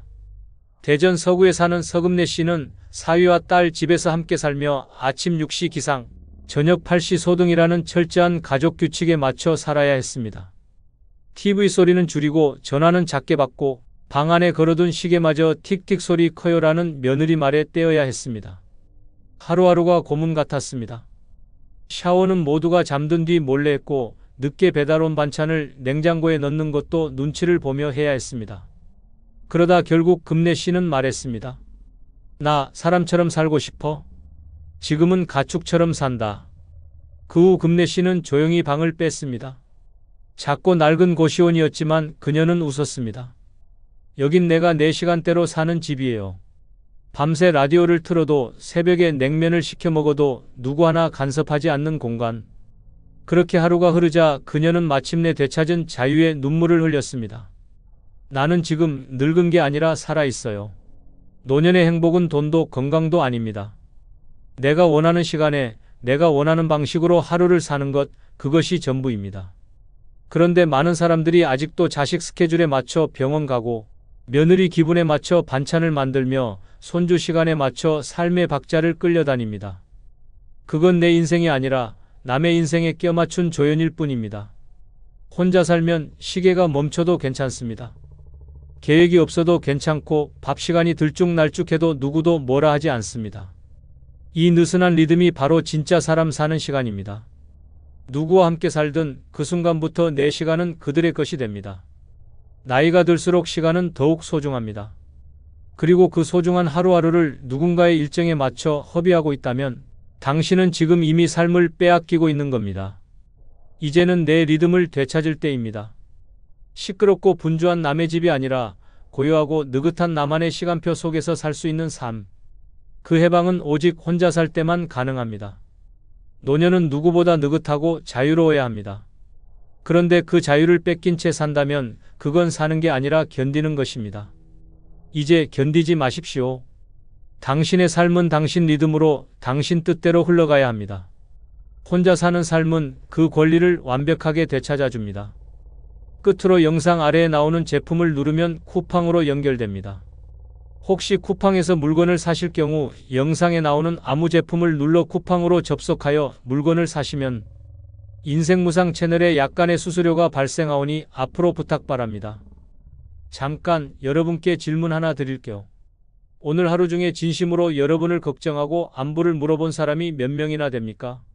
자식들은 돈 필요할 때나 연락하고, 친구들은 자기 자랑할 때만 만나자고 하고, 이웃들은 뒷담화할 거리 찾으려고 관심 보이죠. 평생 남을 위해 살아왔는데 정작 내가 힘들 때 곁에 있어준 사람이 과연 몇 명이나 됐습니까? 아플 때, 병문안 와준 사람, 속상할 때 진심으로 위로해준 사람. 생각해보니 손가락에 꼽을 정도죠. 젊을 때는 인정 많은 사람이라는 말을 좋게 들었지만 나이 들고 보니 그 인정이 독이 되고 그 관계들이 짐이 되고 그 사람들이 결국 내 에너지만 빼앗아 갔다는 걸 깨닫게 됩니다. 이제는 받아들여야 합니다. 노년의 진짜 행복은 혼자서도 충분히 만족스러운 삶에서 나온다는 것을요. 누구를 기다리지도 않고 누구에게 기대지도 않고 오직 나 자신만을 위한 시간. 이것이야말로 진정한 자유가 아닐까요? 오늘은 늙어 혼자 사는 게 최고 행복한 5가지 이유를 들려드리겠습니다. 혹시 지금도 다른 사람들 때문에 스트레스 받고 계시다면 이 영상이 새로운 관점을 제시해 드릴 거예요. 구독과 좋아요는 큰 힘이 됩니다. 영상을 반드시 끝까지 시청하시기 바랍니다. 노년에 혼자 사는 게 최고 행복한 첫 번째 이유는 바로 타인의 삶에 휘둘리지 않아도 되기 때문입니다. 혹시 이런 갈등을 겪어보신 적 있나요? 자식들과는 요즘 세상을 모른다는 소리를 들으며 세대 갈등에 시달리고, 이웃들과는 사소한 일로 신경전을 벌이고 친구들과도 이런저런 일로 마음이 상하는 그런 하루하루 말이에요. 더 구체적으로 말해볼까요? 아침에 일어나서 김치찌개를 끓였는데 아들이 엄마 이렇게 짜게 먹으면 혈압 올라가요 라고 잔소리하면 하루 종일 기분이 상하죠. 그래서 다음에는 싱겁게 했더니 엄마 음식이 왜 이렇게 밍밍해졌어요? 라고 또 불평해요. 저녁에는 손자가 게임하는 걸 보고 공부 좀 해라 라고 했더니 아들이 엄마는 요즘 교육 방식을 몰라요. 간섭하지 마세요 라며 면박을 주고, 이런 일들이 매일같이 반복되면서 집안이 전쟁터가 되는 거예요. 친구들과 만나서도 마찬가지예요. 우리 아들은 의사야, 우리 딸은 대기업 다녀라는 자랑 섞인 이야기들 사이에서 우리 집은 별거 없는데 라며 위축되고, 누군가 새 옷을 입고 나오면 나도 뭔가 사야 하나 하는 부담감에 시달리죠. 이웃 아주머니들과도 갈등이 끊이지 않아요. 왜 집 앞에 화분을 그렇게 놔두세요? 빨래 넣을 때? 물이 떨어져요라는 말들을 들으면 내가 뭘 잘못했나 싶어서 하루 종일 기분이 안 좋아져요. 왜 이런 갈등이 끊이지 않을까요? 각자 살아온 방식이 다르고 가치관이 다르고 생각하는 기준이 달라서 그래요. 내가 옳다고 생각하는 게 상대방에게는 틀린 것이고 상대방이 당연하게 여기는 게 내게는 이해할 수 없는 일이 되는 거죠. 이런 갈등 속에서 살다 보면 매일이 스트레스입니다. 내가 뭘 잘못했나? 왜 나만 이해받지 못하나? 내 존재 가치가 뭔가 이런 생각들로 머릿속이 복잡해져요. 특히 남편을 먼저 보내고 혼자가 된 상황에서는 이런 갈등이 더욱 견디기 힘들어요. 그나마 내 편이 되어주던 사람이 없으니까 모든 갈등을 혼자 감당해야 하거든요. 혼자 살면 이런 갈등 자체가 존재하지 않습니다. 내가 어떻게 살든 뭘 하든 누구와 부딪힐 일이 없어요. 김치찌개를 짜게 끓이든 싱겁게 끓이든 누가 뭐라고 할 사람이 없고 TV를 하루 종일 틀어놔도 누가 간섭할 사람이 없어요. 77세 박모 씨의 경험을 들어보세요. 남편 떠나보내고 아들 집에서 3년 살았는데 하루에도 몇 번씩 갈등이 생겼어요. 사소한 것부터 시작해서 큰 소리까지. 그때마다 가슴이 답답하고 잠도 제대로 못 잤거든요. 지금은 작은 원룸에서 혼자 살지만 그런 스트레스가 전혀 없어서 매일이 평온해요. 갈등이 없어지면 어떤 변화가 생길까요? 첫째, 혈압이 안정됩니다. 화가 나고 스트레스를 받으면 혈압이 올라가는데 갈등이 없으니까 자연스럽게 혈압이 정상 범위를 유지해요. 둘째, 잠을 깊게 잡니다. 밤에 누워서 오늘 왜 그렇게 말했을까? 내일은 또 뭘로 싸우게 될까? 이런 걱정 없이 편안하게 잠들 수 있어요. 셋째, 식욕이 정상화됩니다. 스트레스를 받으면 밥맛이 없어지거나 반대로 폭식하게 되는데 마음이 편하니까 규칙적이고 건강한 식사를 할 수 있어요. 넷째, 우울감이 사라집니다. 끊임없는 갈등 속에서는 나는 사랑받지 못하는 사람인가? 내가 잘못 살아온 건가? 이런 부정적 생각이 들기 마련인데 그런 상황 자체가 없어지니까 마음이 밝아져요. 더 중요한 건 자존감이 회복된다는 점이에요. 계속 비난받고 무시당하다 보면 내가 정말 문제 많은 사람인가 하는 자기 의심에 빠지게 되는데 갈등이 사라지면서 내가 나쁜 사람이 아니었구나를 깨닫게 되거든요. 물론 가족과의 관계가 완전히 끊어진다는 뜻은 아니에요. 오히려 적당한 거리를 두고 만나니까 서로 더 소중하게 느끼고 만날 때마다 좋은 이야기만 하게 되죠. 두 번째 이유는 바로 인간관계에서 오는 피로감과 상처를 줄일 수 있기 때문입니다. 관계가 피곤하다는 말 들어보신 적 있으시죠? 젊을 때는 몰랐어요. 사람들과 어울리는 게 즐겁고 누군가와 함께 있는 게 외롭지 않아서 좋다고 생각했죠. 그런데 나이가 들수록 점점 느끼게 돼요. 사람들과 만나는 게 이렇게 힘든 일이었구나라는 걸 말이에요. 왜 그럴까요? 나이가 들면서 에너지가 줄어드는 것도 있지만 무엇보다 관계 속에서 받는 스트레스가 예전보다 훨씬 크게 느껴지기 때문이에요. 젊을 때는 그냥 넘어갔던 말 한마디, 시선 하나가 이제는 마음에 깊이 박혀서 며칠씩 아프거든요. 특히 가족관계에서 오는 피로감은 정말 심각해요. 사랑하는 사람들이니까 더 기대하게 되고 더 실망하게 되고 더 상처받게 되죠. 내가 이렇게 해줬는데 왜 이럴까? 가족인데 왜 이렇게 냉정할까 하는 생각들이 마음을 갉아먹어요. 자식들과의 관계도 마찬가지예요. 좋은 마음으로 조언을 해줬는데 간섭한다는 소리를 들으면 하루 종일 마음이 상하고 안부 전화를 했는데 바쁘다며 성의 없이 받으면 내가 짐이 된 건가 하는 생각이 들어요. 친구들과의 만남도 점점 부담스러워져요. 만나면 온갖 자랑 이야기와 험담으로 가득하고 누군가는 우월감을 과시하고 누군가는 피해의식에 사로잡혀 있고 그런 사람들과 몇 시간 있고 나면 정신적으로 완전히 탈진 상태가 되죠. 혼자 살면 이런 관계적 피로감을 현저히 줄일 수 있습니다. 만나고 싶을 때만 만나고 싶지 않을 때는 만나지 않으면 되니까요. 억지로 참석해야 하는 모임도 없고 형식적으로 유지해야 하는 관계도 없어요. 82세 최모 씨의 고백을 들어보세요. 혼자 살기 전에는 일주일에 서너 번씩 누군가와 만났는데 만날 때마다 스트레스였어요. 집에 돌아와서는 오늘 또 왜 그런 말을 했을까? 저 사람이 나를 어떻게 생각할까 하며 혼자 되뇌곤 했죠. 지금은 정말 보고 싶은 사람하고만 만나니까 만남 자체가 즐거워졌어요. 관계의 선택권을 갖게 되면 질적으로 완전히 달라집니다. 의무감으로 만나는 관계가 아니라 진심으로 만나고 싶어서 만나는 관계만 남게 되거든요. 그러면 만남의 질이 높아지고 서로에게 상처 줄 일도 줄어들어요. 더 중요한 건 감정적 에너지의 보존입니다. 다른 사람들의 감정에 휘둘리지 않아도 되니까 내 감정을 내가 온전히 관리할 수 있어요. 누군가 화를 낸다고 해서 내가 덩달아 화날 필요도 없고, 누군가 우울하다고 해서 내까지 우울해질 필요도 없어요. 관계에서 받는 상처도 현저히 줄어듭니다. 상처라는 건 기대와 현실의 차이에서 오는 거잖아요. 혼자 살면 다른 사람에 대한 기대 자체가 줄어들어. 이 사람이 나를 이해해 줄 거야. 이 사람은 나에게 이렇게 해줄 거야 하는 기대가 없으니까 실망할 일도 없는 거죠. 그렇다고 해서 모든 관계를 차단하라는 뜻은 아니에요. 오히려 관계의 질이 향상돼요. 억지로 만나던 관계들이 정리되고 나면 정말 소중한 몇 명과는 더 깊고 의미 있는 관계를 유지할 수 있거든요. 스스로를 돌보는 시간도 늘어납니다. 다른 사람들 감정 케어하느라 소진됐던 에너지를 이제 온전히 나를 위해 쓸 수 있어요. 내가 뭘 좋아하는지, 뭘 할 때 행복한지 다시 발견할 수 있죠. 무엇보다 마음의 평화를 얻을 수 있어요. 복잡한 인간관계의 소용돌이에서 벗어나니까 내 마음이 고요해져요. 다른 사람들의 말과 행동에 일희일비하지 않고 내 내면의 소리에 집중할 수 있게 되는 거예요. 물론 처음에는 외로울 수 있어요. 그동안 관계의 피로감에 지쳐 있으면서도 막상 혼자가 되면 적적할 수 있거든요. 하지만 이런 외로움은 일시적이에요. 진정한 평화와 자유를 맛보고 나면 다시는 복잡한 관계의 세계로 돌아가고 싶지 않을 거예요. 세 번째 이유는 바로 남의 시선에 휘둘리지 않아 당당해지기 때문입니다. 솔직히 고백하겠습니다. 우리는 평생을 남들이 어떻게 볼까 걱정하며 살아왔어요. 이 옷을 입으면 나이에 안 맞아 보일까? 이 행동을 하면 이상하게 생각할까? 우리 집이 너무 초라해 보일까?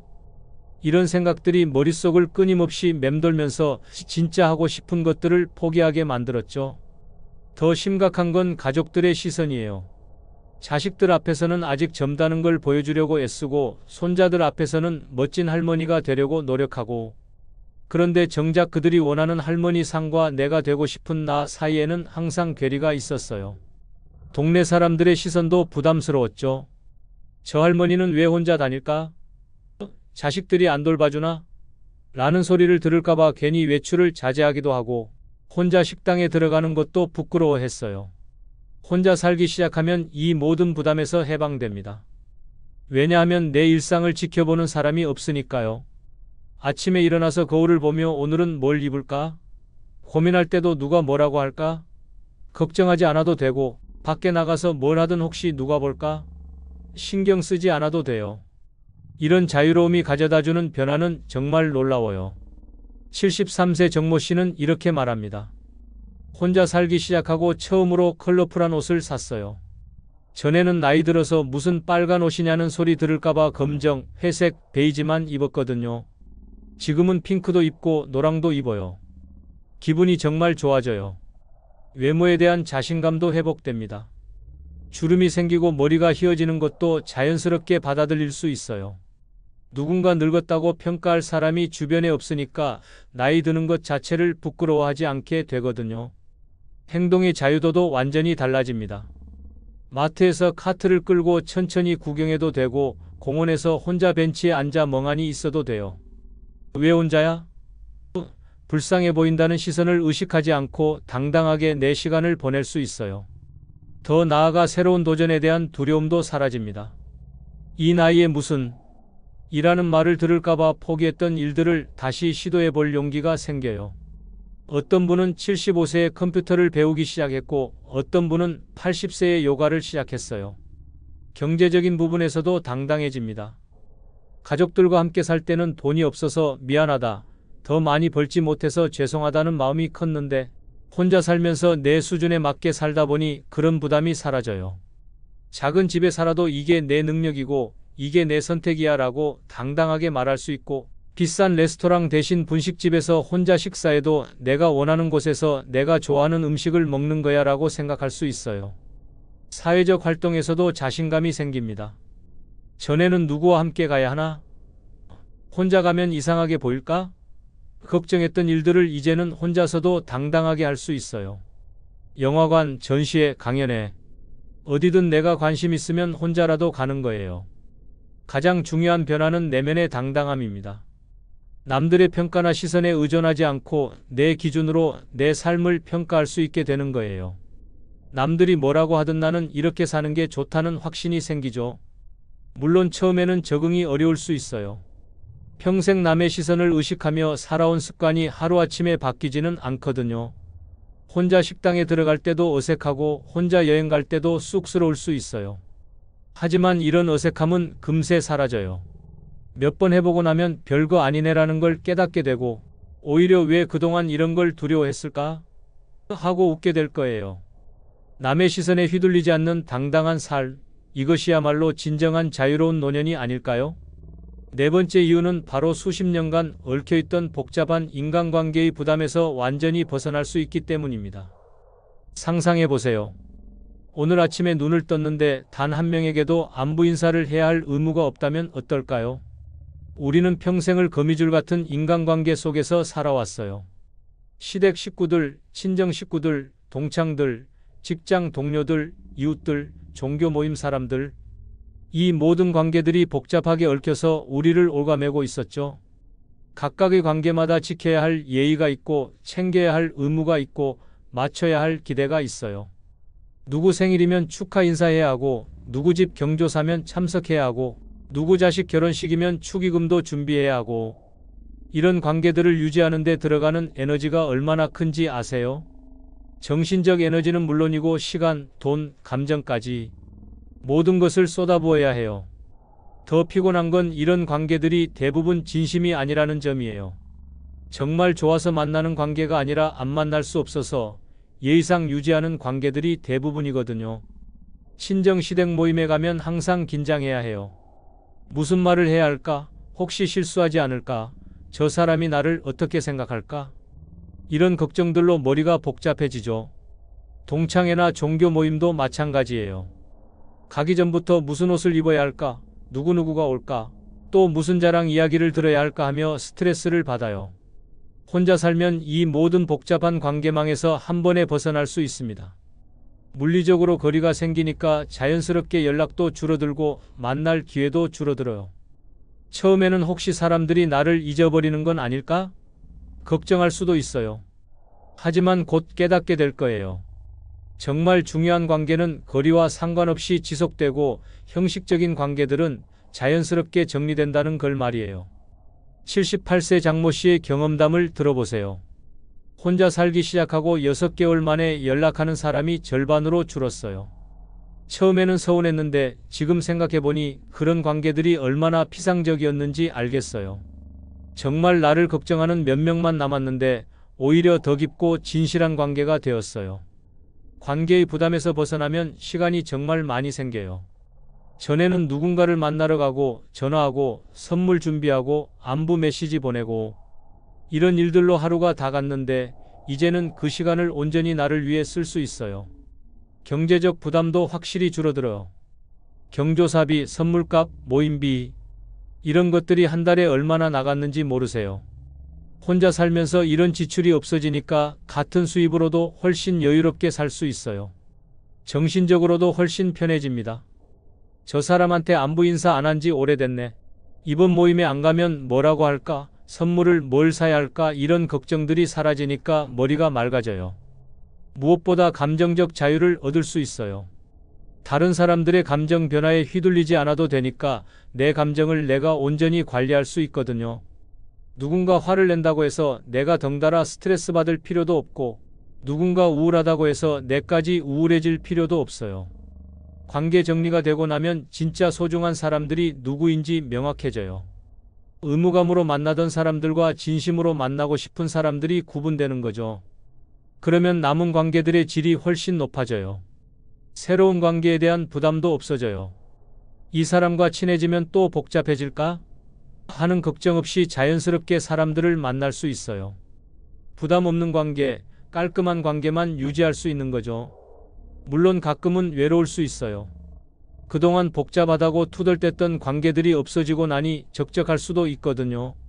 하지만 이런 외로움은 일시적이에요. 진정한 평화와 자유의 가치를 알게 되면 다시는 복잡한 관계의 세계로 돌아가고 싶지 않을 거예요. 다섯 번째 이유는 바로 60년 살아온 인생에서 처음 맛보는 완전한 자유를 누릴 수 있기 때문입니다. 자유라는 단어를 들으면 어떤 느낌이 드시나요? 어쩌면 우리는 평생 진짜 자유가 뭔지 모르고 살아왔을지도 몰라요. 어릴 때는 부모님 말씀에 따라야 했고, 학교 다닐 때는 규칙에 맞춰야 했고, 직장 다닐 때는 상사 눈치를 봐야 했고, 결혼해서는 가족을 위해 희생해야 했죠. 그런데 지금 생각해보니 내가 정말 원하는 대로 산 적이 언제였을까요? 항상 누군가를 위해서 무언가 때문에 내 욕구를 뒤로 미뤄왔잖아요. 혼자 사는 삶에서 마주하는 자유는 이전과는 완전히 다른 차원이에요. 이건 단순히 하고 싶은 걸 할 수 있다는 수준이 아니라 진짜 나로 살 수 있다는 근본적인 자유거든요. 시간의 자유부터 살펴볼까요? 알람 없이 자연스럽게 눈뜨는 아침의 여유로움을 상상해 보세요. 몇 시까지 일어나야 해? 누구를 위해 뭘 준비해야 해? 이런 압박 없이 그냥 내 몸이 원할 때까지 잠들고 내 몸이 원할 때 일어나는 거예요. 75세 김모 씨는 이런 경험을 마법 같다고 표현해요. 60년 동안 시계에 맞춰 살았는데 처음으로 내 몸의 리듬대로 살아보니 이렇게 편할 줄 몰랐어요. 배고플 때 먹고 졸릴 때 자고 이게 진짜 자연스러운 삶이었구나 싶더라고요. 공간의 자유도 놀라워요. 내 집이 온전히 내 것이 되는 경험이란 거실에 요가 매트를 깔아놔도 되고 침실에서 간식을 먹어도 되고 화장실에서 노래를 불러도 돼요. 누구의 허락도 누구의 이해도 필요 없어요. 어떤 분은 거실 한복판에 화분 100개를 놓고 작은 정원을 만들었대요. 가족들이 있었다면 길이 막힌다, 지저분하다 소리 들었을 텐데 지금은 아무도 뭐라고 할 사람이 없으니까 맘껏 취미생활을 즐기는 거죠. 선택의 자유는 또 어떤가요? TV 리모컨을 두고 실랑이 할 필요도 없고 저녁 메뉴를 놓고 고민할 필요도 없어요. 오늘은 드라마 몰아보기를 해도 되고 하루 종일 라면만 먹어도 되고 밤새 책을 읽어도 돼요. 정말 사소한 것들이지만 이런 선택의 자유가 주는 행복감은 어마어마해요. 내가 원하는 대로 할 수 있다는 것 자체가 주는 쾌감이 있거든요. 감정의 자유도 빼놓을 수 없어요. 더 이상 누군가의 기분에 맞춰 내 감정을 조절할 필요가 없어요. 슬프면 실컷 울어도 되고 기쁘면 혼자서라도 춤춰도 되고 화가 나면 베개에 대고 소리 질러도 돼요. 이런 감정의 자유가 얼마나 소중한지 몰라요.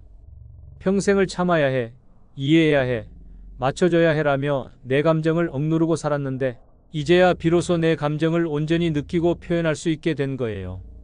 더 나아가 존재의 자유까지 누릴 수 있어요. 누구의 아내, 누구의 어머니, 누구의 며느리가 아닌 그냥 나 자체로 존재할 수 있는 거예요. 다른 사람의 기대나 역할에 맞춰 연기할 필요 없이 있는 그대로의 나로 살 수 있어요. 이런 자유를 맛보고 나면 정말 놀라운 일이 생겨요. 잠들어 있던 창의성이 깨어나고 잊고 있던 꿈들이 되살아나고 진짜 내가 누구인지 발견하게 되는 거예요. 어떤 분은 70세에 시를 쓰기 시작했고 어떤 분은 75세에 그림을 그리기 시작했어요. 이런 재능이 있었나? 싶을 정도로 새로운 자신을 발견하는 거죠. 물론 처음에는 이런 자유가 어색할 수 있어요. 평생을 제약 속에서 살아온 사람이 갑자기 완전한 자유를 얻으면 이렇게 해도 되나? 하는 의문이 들 수 있거든요. 하지만 이런 의문도 금세 사라져요.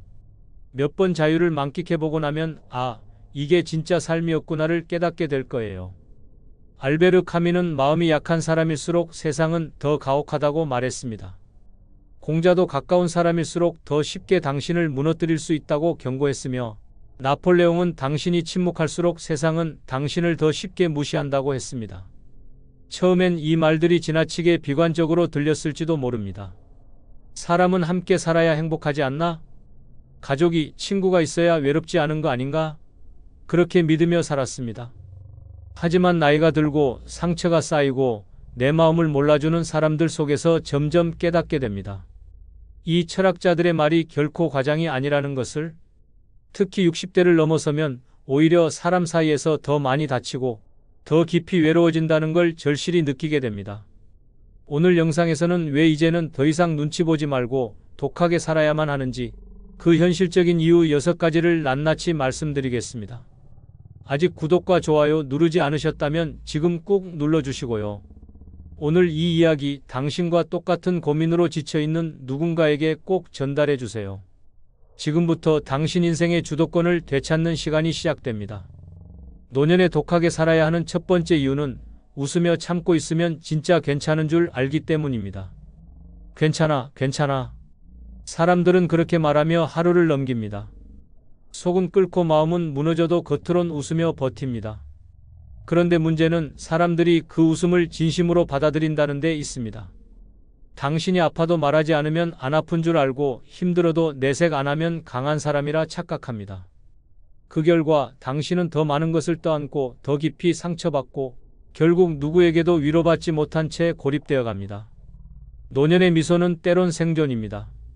괜히 자식 앞에서 티 내기 싫고 친구 앞에선 약해 보이기 싫고 사람들 사이에선 민폐가 되기 싫어 참고 또 참습니다. 그런데 그 침묵 속 웃음은 결국 당신을 외롭게 만듭니다. 사람들은 신호를 읽지 않습니다. 보여주는 것만 믿습니다. 그래서 그 정도는 괜찮겠지라고 넘기고 말 안 하는 걸 보니 아직 할만한가 보다라고 판단합니다. 그 판단은 결국 당신에게 더 많은 짐을 지우게 됩니다. 웃는 얼굴로 삼시세끼를 챙기다 탈진해도 정색하지 않고 부탁을 들어주다 속이 문드러져도 아무도 알아채지 못합니다. 그러니 더는 참지 마십시오. 힘들 땐 힘들다고 말하고 안 되는 건 안 된다고 말해야 합니다. 그렇지 않으면 당신의 희생은 누구의 기억에도 남지 않고 당신의 미소는 결국 오해로 남게 됩니다. 강원도 속초에 사는 75세 김말순 씨는 딸과 사위 그리고 두 손주와 함께 살았습니다. 딸 부부는 맞벌이라 늘 바빴고 김 씨는 집안일과 아이 돌봄을 도맡아 했습니다. 하루 세 끼를 차리고 아이들 등하원도 챙기며 지냈지만 입에서는 늘 나는 괜찮아라는 말만 나왔습니다. 하지만 속은 달랐습니다. 허리 통증, 만성 피로, 무기력감까지 찾아왔지만 그는 내색하지 않았습니다.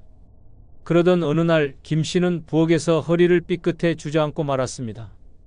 병원에선 과도한 무리라는 진단을 내렸고 물리치료와 약물치료가 시작됐습니다.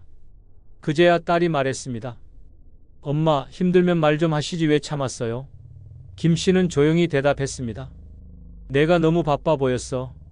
나까지 짐 되고 싶지 않았어. 그 말을 들은 딸은 눈물을 보이며 말했다고 합니다.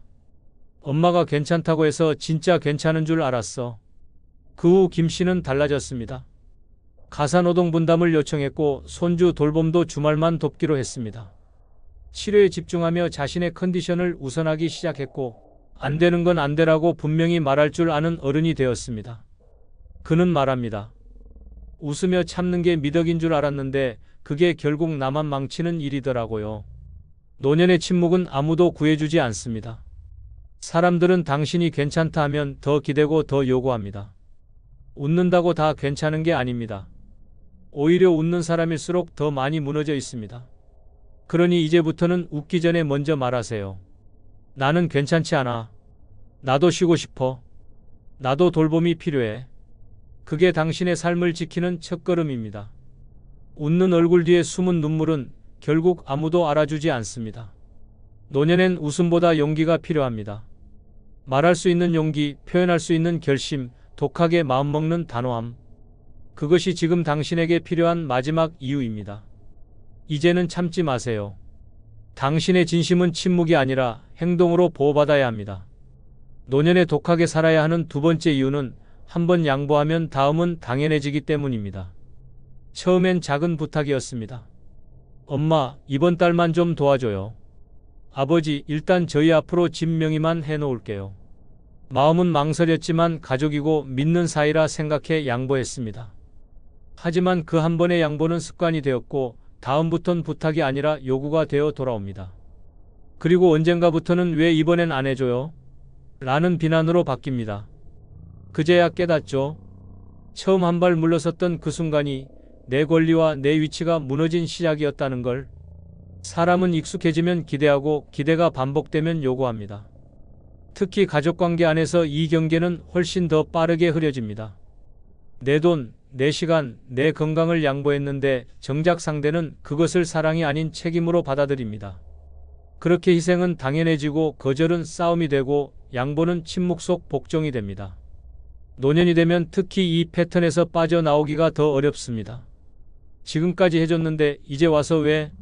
라는 반응에 스스로도 죄책감을 느끼기 때문입니다. 하지만 이제는 알아야 합니다. 당신이 무너져야 성립되는 평화는 진짜 평화가 아닙니다. 처음부터 선을 세우고 할 수 없는 건 단호하게 거절하며 양보에는 기준이 있어야 합니다. 그래야 상대도 당신을 함부로 넘을 수 없는 사람으로 인식하게 됩니다. 독함은 나쁜 것이 아니라 나를 지키기 위한 최소한의 방패입니다.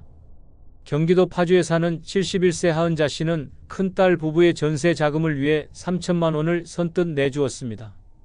한 번 도와주는 거니까 괜찮지 하는 마음이었죠. 그런데 몇 달 뒤 둘째 사위도 장모님도 도와주셨잖아요 라며 자연스럽게 돈을 요청했고 심지어 막내는 결혼식 비용 일부를 부담해달라고 말했습니다. 하 씨는 거절하지 못했습니다. 그때마다 한 번 더 마지막이라 생각했지만 결국 자신의 노후 자금은 바닥나고 말았습니다. 어느 날 허리 통증으로 병원에 입원하게 된 하 씨는 정작 자녀들의 방문 한 번 받기 어려웠습니다. 바빠서요. 애 돌봐야 돼서요. 이유는 다양했고 진심 어린 사과는 없었습니다. 퇴원 후 하 씨는 마음을 굳혔습니다. 집 계약을 연장하면서 자녀들 이름으로 묶여있던 등기를 본인 앞으로 다시 돌려놓고 연락이 와도 여유가 없다고 선을 그었습니다. 그리고 말했습니다. 이제는 누구에게도 내 걸 쉽게 주지 않아요. 내가 외롭더라도 다시 무너지진 않을 겁니다. 양보는 선택이지 의무가 아닙니다. 그런데 한번 해주면 그것이 당신의 성격이 되고 기대가 되고 요구가 됩니다.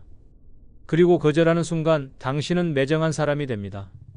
그렇다면 처음부터 선을 세워야 합니다. 할 수 있는 만큼만, 줄 수 있는 만큼만, 지킬 수 있는 선 안에서만. 그게 진짜 지혜입니다. 노년은 남에게 잘 보이는 인생이 아니라 나를 지키는 인생으로 바뀌어야 할 시기입니다. 한 번의 양보가 평생의 후회가 되지 않도록 지금부터는 기준을 정하고 원칙을 지켜야 합니다. 더는 미안해하지 마세요. 당신의 인생을 결정하는 건 당신입니다. 그리고 그 인생에 불필요한 침입을 막는 단호함, 그게 바로 독하게 살아야 하는 이유입니다. 노년에 독하게 살아야 하는 세 번째 이유는 정 많은 사람이 가장 깊이 상처받기 때문입니다. 정이라는 건 참 따뜻한 단어입니다. 누구 아프다 하면 제일 먼저 달려가고 힘들다 하면 밥 한 그릇 챙겨주고 가족이라면 당연히 모든 걸 내어주는 사람들. 하지만 아이러니하게도 그 정 많은 사람이 노년이 되면 가장 외롭고 가장 깊이 상처받습니다.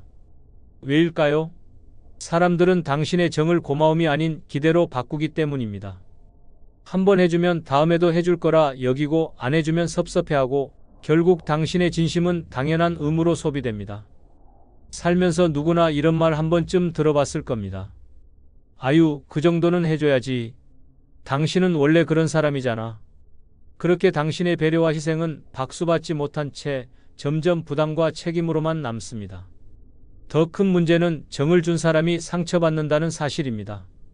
아무도 안 챙겨줘도 서운하지 않은 사람보다 평생 남을 챙기고 살아온 사람이 외면당할 때 그 고통은 훨씬 더 깊고 오래갑니다. 노년은 몸보다 마음이 먼저 무너지는 시기입니다. 그리고 그 마음을 가장 쉽게 무너뜨리는 건 내가 이렇게까지 했는데라는 실망감입니다. 이젠 달라져야 합니다. 당신이 아무리 따뜻한 사람일지라도 그 따뜻함이 당신을 다치게 만든다면 이제는 방향을 틀어야 할 때입니다. 모든 사람에게 좋은 사람이 될 필요는 없습니다. 스스로를 챙기지 않는 정은 결국 당신의 등을 찌르는 칼이 되어 돌아올 뿐입니다. 실제로 전북 익산에 사는 75세 정영자 씨는 평생을 가족과 이웃을 위해 살았습니다. 동네 경로당에 도시락을 싸다 나르고 가족 생일에는 직접 미역국을 끓였으며 손주 입학식엔 빠짐없이 축하금을 보냈습니다. 특히 아들 내외가 경제적으로 어렵다고 해서 전세 자금 일부를 보태주기도 했습니다. 하지만 몇 년 뒤 손주의 생일에 정 씨가 전화를 걸었을 때 며느리의 대답은 차가웠습니다. 요즘 좀 바빠서요. 다음에 인사드릴게요. 그 이후로 연락은 끊겼고 정 씨는 내가 뭘 그렇게 잘못했나 하는 자괴감에 수개월 동안 우울감에 시달렸습니다. 결국 정 씨는 마음을 정리하고 결심했습니다. 앞으로는 내 감정 먼저 챙기겠다. 매달 손주에게 주던 용돈을 끊고 경로당 봉사도 잠시 멈췄습니다. 대신 오래 미뤘던 취미생활을 시작했고 자신을 위해 온열 매트와 고급 영양제를 구입했습니다. 그리고 말했습니다. 내가 나를 챙기니까 이상하게 서운한 일도 덜 생기더라고요. 이젠 외롭지 않아. 정이 많다는 건 좋은 성품이지만 노년의 그 정이 오히려 자신을 아프게 만든다면 이제는 멈출 줄도 알아야 합니다. 마음을 내어줄 사람을 가려야 하고 상처받을 관계는 정리할 줄 알아야 합니다. 노년의 평화는 독함에서 나옵니다. 더 이상 모두에게 따뜻할 필요 없습니다. 이제는 자신에게 단단해져야 할 시간입니다. 그래야 남은 삶이 다치지 않고 지치지 않게 흘러갈 수 있습니다. 노년에 독하게 살아야 하는 네 번째 이유는 결정권을 남에게 넘기면 내 삶은 남의 것이 되기 때문입니다. 엄마, 이건 이렇게 하시는 게 좋아요. 아버지, 그건 제가 알아서 할게요. 처음엔 고마웠습니다. 그런데 언제부턴가 내 인생의 중요한 결정들이 나 없이 정해지고 있다는 걸 깨닫게 됩니다. 내 돈인데, 내 건강인데, 내 집인데 정작 내 의사는 없고 자식이나 주변 사람이 대신 결정합니다. 그 순간부터 당신의 인생은 더 이상 당신의 것이 아닙니다. 노년기에 가장 많이 무너지는 영역이 바로 결정권입니다. 작은 일 하나도 애들이 하란 대로 해야지 하며 넘기다 보면 나도 모르는 사이에 중요한 권한들이 하나둘 손에서 빠져나갑니다. 처음엔 통장, 다음은 집 명예, 그리고 결국엔 병원 치료 방향까지. 남이 결정해주는 삶은 편할 수는 있어도 행복할 수 없습니다. 왜냐하면 그 결정이 아무리 좋아도 내가 원한 게 아니라면 내 삶이 아니라 남의 인생이 되기 때문입니다. 그런데 많은 사람들이 말합니다. 자식이 더 잘 알잖아. 나는 그냥 따라가는 게 편해. 그 말 속엔 포기한 자기 인생이 들어 있습니다. 지금도 당신이 스스로 결정할 수 있는 힘이 있다면 더 늦기 전에 되찾아야 합니다. 당당하게 말하고 분명하게 의사를 밝히고 필요하다면 아니요라고 말할 수 있어야 합니다. 그게 진짜 내 인생을 지키는 첫걸음입니다. 경기도 수원에 사는 76세 서말분 씨는 남편 사망 후 홀로 살며 전 재산을 자식들에게 맡기기로 했습니다. 나는 돈 관리 잘 못해. 애들이 더 잘하겠지. 그렇게 집 명의도 통장도 아들에게 넘겼고 자신은 매달 용돈을 받는 구조로 살아갔습니다. 처음엔 편했습니다. 그러나 어느 날 몸이 아파 병원 진료를 받고 수술을 고민하던 중 아들이 말했습니다. 엄마, 그 수술은 좀 무리예요. 그냥 참으세요. 서 씨는 황당했습니다. 본인의 몸인데 본인의 결정인데 아무런 선택권이 없다는 걸 느꼈습니다. 그날 이후 서 씨는 바뀌었습니다. 아들과 상의해 다시 통장 일부를 본인 앞으로 돌려놓고 자신이 원하는 치료를 받았습니다. 심지어 나는 어떤 상황이 와도 연명치료는 원치 않는다는 의향서도 작성했습니다. 이후 그는 말했습니다. 이제야 진짜 내 인생을 내가 사는 것 같아. 누구 허락 없이 내가 결정하는 삶이 이렇게 후련한지 몰랐어. 누가 봐도 효자 자식이, 누구보다 걱정 많은 가족이 당신의 인생을 100% 이해해 줄 수는 없습니다. 당신의 삶은 오직 당신의 것이기 때문입니다. 그리고 그 삶의 방향은 당신이 직접 정해야 비로소 내 인생이 됩니다.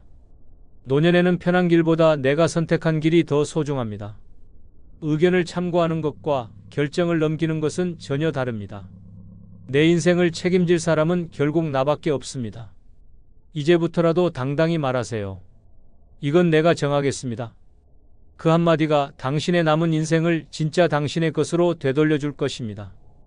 그래서 지금 더 독하게 살아야 하는 이유입니다. 노년에 독하게 살아야 하는 다섯 번째 이유는 가장 큰 배신은 가장 가까운 사람에게서 오기 때문입니다. 세상을 오래 살아보면 압니다. 모르는 사람은 마음을 상처내지 않습니다. 진짜 아픈 건 늘 믿었던 사람에게서 생깁니다. 자식, 배우자, 형제, 오래된 친구, 내가 마음을 줬고 전부를 내어줬던 관계에서 돌아오는 차가운 말, 한마디, 무심한 행동 하나가 가슴을 가장 깊게 찌릅니다. 그리고 그 아픔은 쉽게 낫지 않습니다. 그만큼 가까웠기에, 기대가 있었기에 그 배신은 곧 인생 전체를 흔들어 놓습니다. 문제는 이런 상처가 단번에 오는 게 아니라는 겁니다. 처음엔 사소한 말실수처럼 시작됩니다. 그 나이에 뭘 바라세요? 이건 그냥 넘어가요. 그렇게 선을 슬쩍 넘고 무례가 반복되고 결국에는 권리와 감정까지 침범당합니다. 그럼에도 우리는 가족인데 내 사람인데라는 이유로 참습니다. 하지만 끝내 돌아오는 건 무너진 신뢰와 허탈한 고독뿐입니다. 가장 큰 상처는 가장 믿은 사람에게서 온다는 진실을 외면하지 말아야 합니다. 독하게 살아야 한다는 말은 무정하게 살라는 뜻이 아닙니다. 누구에게도 내 마음의 주도권을 넘기지 말라는 뜻입니다. 나는 이런 말이 아프다. 이건 나를 무시하는 것이라는 기준을 명확히 해야 그 누구도 당신을 함부로 대할 수 없습니다. 사람은 절대 당신의 감정을 대신 지켜주지 않습니다. 당신의 마음은 당신이 직접 보호해야 합니다. 그리고 그 시작은 가까운 사람에게조차 선을 긋는 용기입니다. 경기 안양에 사는 70세 정미순 씨는 세 자녀를 홀로 키우며 평생을 희생했습니다. 특히 장남에겐 모든 걸 쏟았고 아들 결혼 후엔 집 한 채를 팔아 혼수에 보탰습니다. 이후 정 씨는 작은 원룸에서 혼자 살며 생활비도 넉넉지 않은 나날을 보냈지만 아들 부부는 찾아오기는커녕 전화 한 통 하지 않았습니다.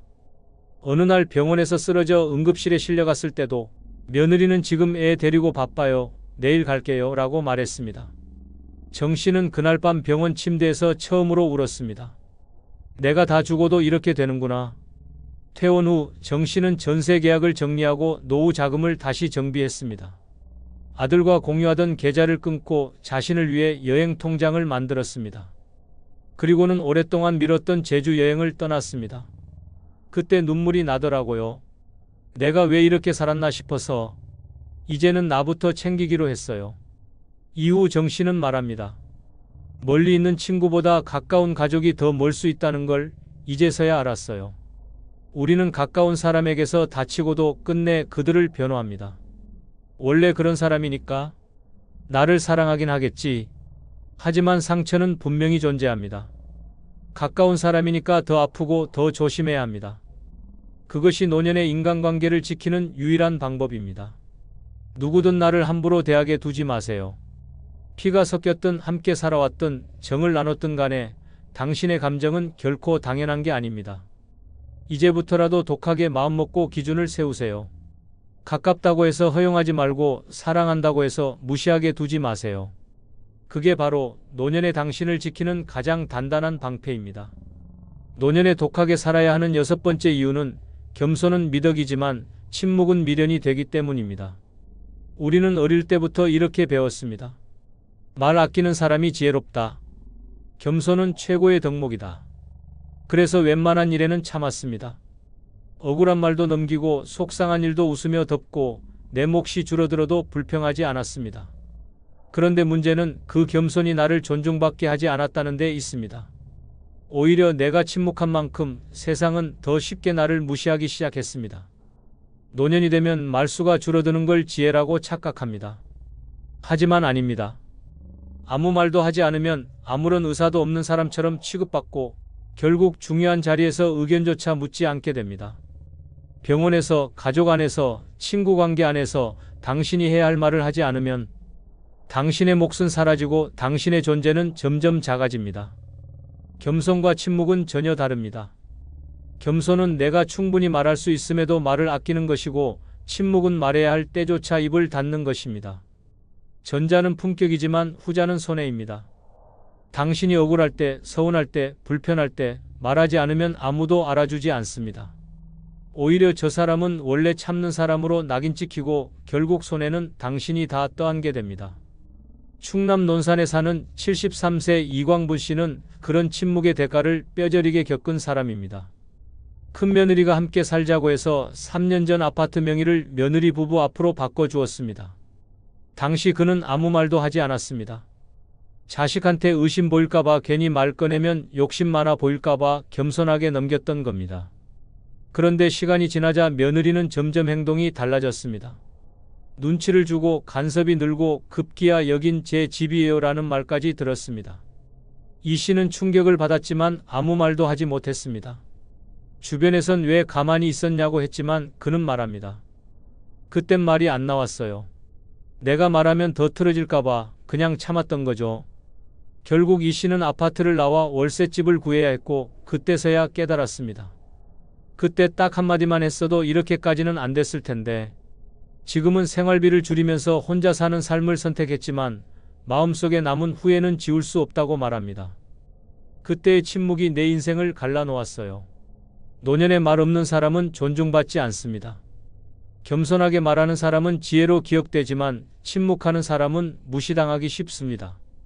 이제는 바꿔야 합니다. 불편할 땐 싫다고 말해야 하고 억울할 땐 이건 아닌 것 같다고 말해야 하며 내 의견이 필요할 땐 단호하고 명확하게 말해야 합니다. 그것이 나를 지키는 말, 그것이 존재감을 잃지 않는 법입니다. 그리고 마지막으로 한 가지 부탁드립니다. 쿠팡에서 물건 구입 시 영상 아래에 나오는 아무 제품을 클릭하면 쿠팡으로 연결됩니다. 그리고 여러분이 아무 제품을 구입해도 본 채널에 약간의 수수료가 발생하오니 이런 방법으로 도움 주시면 감사하겠습니다. 그럼 내일 더 좋은 영상으로 모시겠습니다. 사람에게 기대지 마십시오. 기대는 기대일 뿐 돌아오는 건 서운함 뿐입니다. 나를 챙겨줄 줄 알았던 자식, 웃으며 함께하자던 친구 모두 삶에 치여 떠났습니다. 외롭지 않으려면 준비가 필요합니다. 마음이 무너지지 않으려면 방법이 있어야 합니다. 오늘은 노년의 마음 편히 사는 6가지 방법을 주제로 고요한 삶 속에서 나를 지키는 법을 알려드립니다. 지금부터 시작합니다. 노년의 마음 편히 사는 첫 번째 방법은 모든 관계에 예의를 갖되 정은 과하게 주지 않는 자세입니다. 할머니, 이번에도 찬거리 좀 남으시면 저희 쪽으로 좀. 2달에 한 번꼴로 연락조차 없던 옆집 며느리의 연락. 인천에 사는 77세 백명자 씨는 또 냉장고 문을 열었습니다. 열무김치, 동태조림, 손수 만든 나물 반찬들까지 한가득 담아 건넸습니다. 그 집 형편 어려운 건 알지. 내가 도와줄 수 있을 때 도와야지. 그렇게 수년 동안 김장도 나눠주고 쌀도 쪼개 나누며 지냈습니다. 하지만 어느 날 자신이 병원에 입원했다는 소식을 들은 그 며느리는 단 한 통의 전화도 하지 않았습니다. 퇴원 후 우연히 마주쳤을 때 건넨 말은 더 충격적이었습니다. 할머니, 몸 약하시면 애초에 무리하지 말지 그러셨어요. 그 순간 백 씨는 깨달았습니다. 내가 베푼 건 정이었지만 그들이 받은 건 단순한 무료 서비스였다는 사실을.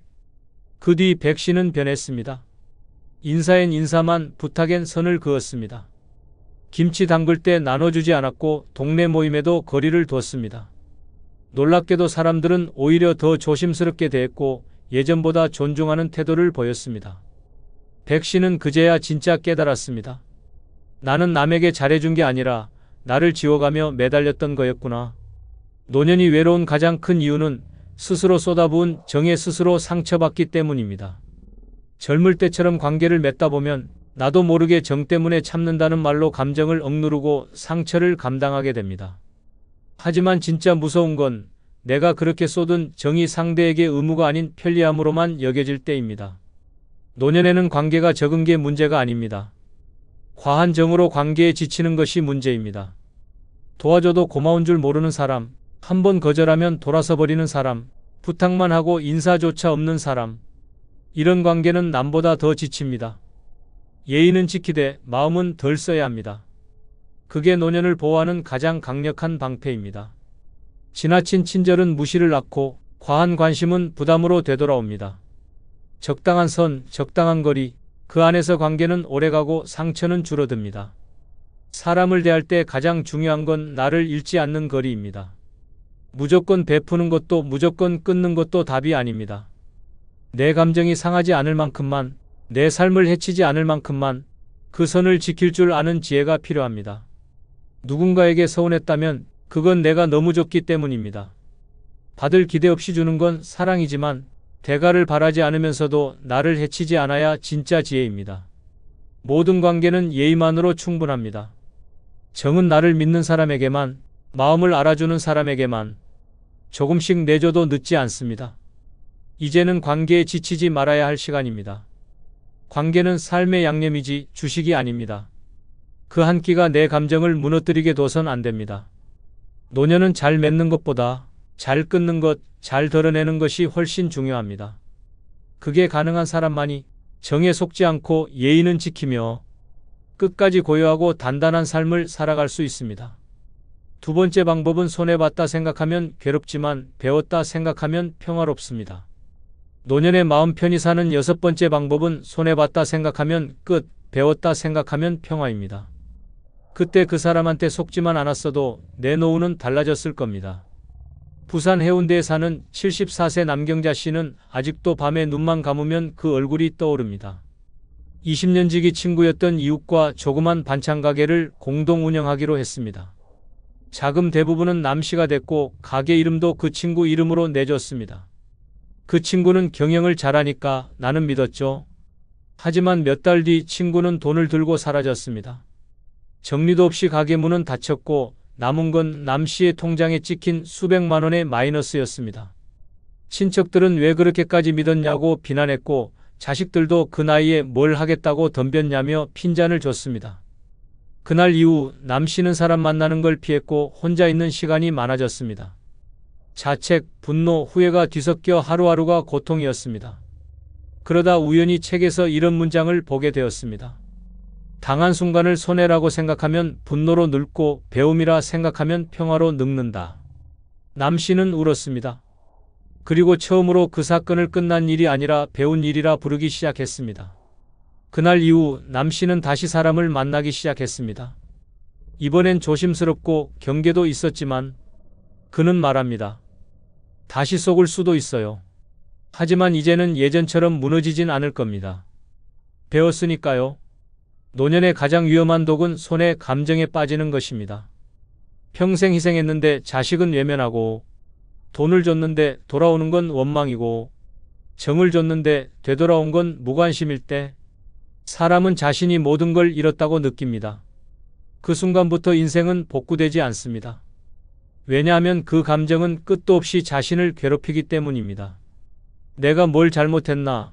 왜 그때 그 말을 했을까? 왜 믿었을까? 그런 회화는 잠도 사람도 삶의 의미도 앗아갑니다. 하지만 시선을 바꾸면 그 상처는 더 이상 독이 아닙니다. 손해본 게 아니라 배운 것이라면 그 경험은 당신을 더 단단하게 만듭니다. 사람을 너무 믿지 말 것, 돈을 빌려줄 땐 받을 생각 말 것, 기대는 기대일 뿐이라는 것. 그걸 배웠다면 당신은 절대 실패한 게 아닙니다. 노년엔 이미 다시 시작하기 어렵습니다. 그래서 실수 하나, 상처 하나가 크게 남습니다. 하지만 그 기억을 어떻게 정리하느냐에 따라 남은 인생이 복수의 시간이 될 수도 평화의 시간이 될 수도 있습니다. 손해봤다 여기는 순간 당신의 가슴은 복수와 한으로 가득 차고 그 분노는 결국 당신만을 갉아먹습니다. 반면 배웠다 여기면 그 기억은 당신을 지켜주는 지혜로 바뀝니다. 당한 것도 속은 것도 버림받은 것도 그 사람 인생의 문제입니다. 그 일을 나의 교훈으로 바꾸는 순간 당신의 노년은 더 이상 피해자의 것이 아닙니다. 배웠다는 사람은 다시 웃습니다. 그리고 같은 상황이 와도 더 단단히 자신을 지켜냅니다. 그 한 번의 상처가 평생을 지배하지 못하게 하십시오. 그 상처는 끝이 아니라 변화의 입구입니다. 이제는 말하십시오. 나는 손해본 게 아니라 한 사람을 배운 것이다. 그 순간부터 당신은 진짜 마음 편히 사는 노년을 맞이하게 됩니다. 노년의 마음 편히 사는 세 번째 방법은 잘 늙는 게 잘 사는 것임을 인정하는 것입니다. 할머니, 주름 너무 많으세요. 저라면 창피해서 밖에 못 나갈 것 같아요. 초등학생 손주의 말 한마디에 73세 이복순 씨는 가슴이 철렁했습니다. 웃으며 넘기려 했지만 그날 밤 거울 앞에서 얼굴을 오래 들여다보았습니다. 눈가와 입가, 목선까지 깊게 파인 주름이 마치 자신이 늙었다는 선고문처럼 느껴졌습니다. 언제 이렇게 늙었지? 손떨림도 잦아졌고 계단을 오르다 숨이 차는 것도 부쩍 많아졌습니다. 그런 자신이 싫어졌고 외출이 두려워졌습니다. 예전에는 늘 화장하고 단정한 옷을 입고 외출하던 그였지만 이제는 편의점 하나 다녀오는 것도 머뭇거리게 되었습니다. 그러던 어느 날 친구의 갑작스러운 죽음을 계기로 생각이 바뀌기 시작했습니다.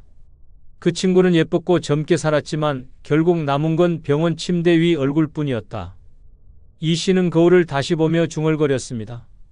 주름이 문제인 게 아니라 내가 그걸 창피해하는 게 문제였구나. 그날 이후 그는 염색을 멈추고 흰머리를 자연스럽게 정리했습니다. 진한 화장도 지우고 편한 옷을 입고 시장에 나갔습니다. 놀랍게도 사람들은 외모를 흉보지 않았고 오히려 할머니 분위기 참 좋다고 말했습니다. 이 씨는 그제야 깨달았습니다. 잘 늙는 것이야말로 가장 아름답고 멋진 인생이라는 진실을. 많은 이들이 늙음을 수치로 받아들이고 감춰야 할 흠으로 여깁니다. 그래서 주름을 펴고 머리를 검게 물들이고 젊음을 흉내내며 살아갑니다. 그러나 그 끝에는 허무함만 남습니다. 왜냐하면 늙음을 부정하면 할수록 자신의 인생 전체를 부정하게 되기 때문입니다. 잘 늙는다는 건 멋진 외모를 유지하는 게 아닙니다. 그건 있는 그대로의 나를 인정하고 거기서 만족을 찾는 것입니다. 흰머리는 살아온 날의 훈장이고 주름은 버텨낸 시간의 지도입니다. 그걸 감추는 건 내가 나에게 수고했다고 말하지 못하는 것과 같습니다. 노년에 젊어 보인다는 말은 칭찬이 아닙니다. 그건 늙음을 잘 숨기고 있다는 의미일 뿐입니다. 반대로 당신 참 편안해 보인다. 그 나이에 멋있어요. 라는 말은 그 사람이 늙음을 당당히 품고 살아간다는 증거입니다. 늙음은 실패가 아닙니다. 오히려 살아남은 자의 증거이고 지금까지 무너지지 않고 버텨온 생존의 결과입니다. 잘 늙는 사람은 그 자체로 주변에 평온을 줍니다. 화려하지 않아도 빠르지 않아도 단단한 삶의 무게가 느껴지는 사람. 그게 바로 나이 든 사람의 품격입니다. 당신이 더 이상 젊지 않다는 이유로 불행한 것이 아닙니다. 문제는 그 늙음을 부끄러워하는 마음입니다. 마음 편히 살고 싶다면 먼저 거울 속 늙은 나를 향해 이렇게 말해보아야 합니다. 고생 많았다. 지금 모습도 참 괜찮다. 그 말 한마디로부터 인생의 후반부는 달라집니다. 주름을 원망하지 않고 흰머리를 감추지 않고 느려진 걸음을 탓하지 않는 사람이 가장 평온한 노년을 살아갑니다. 잘 늙는 걸 두려워하지 마십시오. 잘 늙는 건 세상 끝까지 내가 나로 살아내는 유일한 방법입니다. 그 삶이야말로 누가 봐도 잘 살아온 인생입니다. 네 번째 방법은 자식 일은 자식 몫으로 넘기는 용기입니다. 엄마가 좀 나서서 도와주면 안 돼요? 결혼한 지 5년 된 딸이 손주 육아에 지쳐 전화해 왔을 때 74세 정화자 씨는 입술을 깨물었습니다. 평생 자식 위해 희생해온 그였기에 거절하는 일이 죄처럼 느껴졌습니다. 아침 저녁으로 전을 부치고 김치를 담가 보내고 병원 데려다주고 돌잔치 준비까지 도맡아온 세월. 그런데 돌아오는 건 감사가 아니라 요구였습니다. 왜 이제 와서 빠지려고 해요?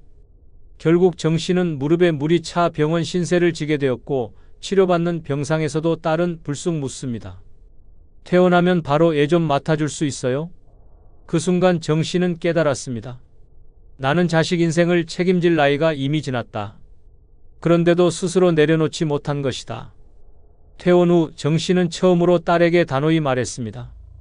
너도 내 아이 엄마고 너의 인생은 내 몫이야. 엄마는 이제 내 삶을 살아야 해. 딸은 서운해했고 연락은 줄었지만 정 씨는 매일이 가벼워졌습니다. 동네 복지관에서 글쓰기 수업을 듣고 공원 산책을 즐기고 혼자 영화를 보기 시작했습니다. 비로소 엄마라는 역할이 아니라 정화자라는 사람으로 살아가기 시작한 순간이었습니다. 노년에 마음 편히 사는 방법은 자식 일은 자식 몫으로 넘기는 용기입니다. 대부분의 부모는 끝까지 자식 일을 끌어안고 삽니다. 얘가 힘들어하니까 내가 아니면 누가 도와주겠어. 하지만 그 도움은 어느 순간 책임이 되고 그 책임은 점점 노인의 시간과 에너지를 침식시키는 족쇄가 됩니다. 자식은 스스로의 선택으로 가정을 꾸리고 아이를 낳고 삶을 꾸려갑니다. 그 선택의 결과를 부모가 대신 떠안는 건 사랑이 아니라 착각이고 결국은 서로를 병들게 하는 독입니다. 엄마가 없으면 우린 못 살아라는 말에 마음이 흔들리는 순간 당신은 또다시 남의 인생을 대신 살아주는 삶으로 되돌아갑니다. 그러나 그 대가는 혹독합니다. 당신의 건강은 무너지고 관계는 왜곡되며 결국 자식도 부모도 지치고 멀어지게 됩니다. 자식의 문제를 자식에게 맡기는 건 차가운 무관심이 아니라 따뜻한 독립의 시작입니다. 자식에게는 스스로 문제를 해결할 힘이 있습니다. 그 기회를 빼앗는 건 결국 자식의 인생을 가로막는 일입니다. 당신은 이미 충분히 해줬습니다.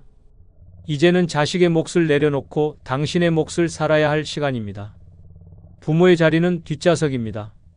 운전대는 자식이 잡아야 하며 당신은 이제 창밖 풍경을 여유롭게 바라볼 시간입니다. 도와주고 싶을 때마다 자신에게 물어보십시오. 이건 진짜 사랑인가 아니면 죄책감인가? 사랑은 때론 거절하는 용기에서 시작됩니다. 자식이 넘어질까봐 겁이 나도 그건 그들의 몫입니다. 그들이 일어나게 하려면 당신은 옆에서 기다리는 사람이어야 합니다. 노년에 편안해지고 싶다면 먼저 자식 인생에서 한 발 물러나야 합니다. 그리고 당신 자신에게 다가가야 합니다. 그게 진짜 부모이고 그게 바로 진짜 나를 회복하는 길입니다. 노년에 마음 편히 사는 5번째 방법은 다툼보다 침묵이 낫다고 여기는 지혜입니다. 저 며느리가 저러는 건 다 시어머니 탓이에요. 경기도 광명에 사는 75세 유춘자 씨는 자신이 친정까지 퍼준 아들네에게 이 말을 듣고 피가 거꾸로 솟는 걸 느꼈습니다. 며느리는 명절마다 늦게 오거나 안 오고 손주 얼굴도 보여주지 않으며 평소에도 인사 한마디 없이 지나갔습니다. 자식 뒷바라지를 다 해준 것도 억울한데 이제는 싸늘한 대접까지 받아야 하는 현실에 참을 수 없는 분노가 치밀었습니다. 어느 날 아들과 며느리를 앉혀놓고 한마디 하려고 마음을 굳게 먹었습니다. 너희 정말 너무한다. 이게 사람이 할 짓이냐. 그 말이 입 밖으로 나오기 직전 남편의 유골함을 바라봤습니다. 생전에 성격이 불같던 남편은 갈등을 참지 못하고 자식들과 몇 년간 소식이 끊긴 채 세상을 떠났습니다. 유골함 앞에 앉아 홀로 속삭이던 유 씨는 그때의 공허함을 다시 떠올렸습니다. 그리고 결심했습니다. 말하지 않기로, 따지지 않기로. 그날 이후 유 씨는 더는 다그치지도 기대하지도 않았습니다. 아들네가 와도 웃으며 맞았고 며느리의 무뚝뚝한 말투에도 미소로 받아쳤습니다. 자존심은 상했지만 대신 마음이 무너지지 않았습니다. 그리고 놀라운 변화가 시작됐습니다. 몇 달 뒤 며느리는 처음으로 손수 만든 반찬을 들고 왔고 손주는 할머니 무릎을 베고 잠이 들었습니다. 유 씨는 속으로 중얼거렸습니다.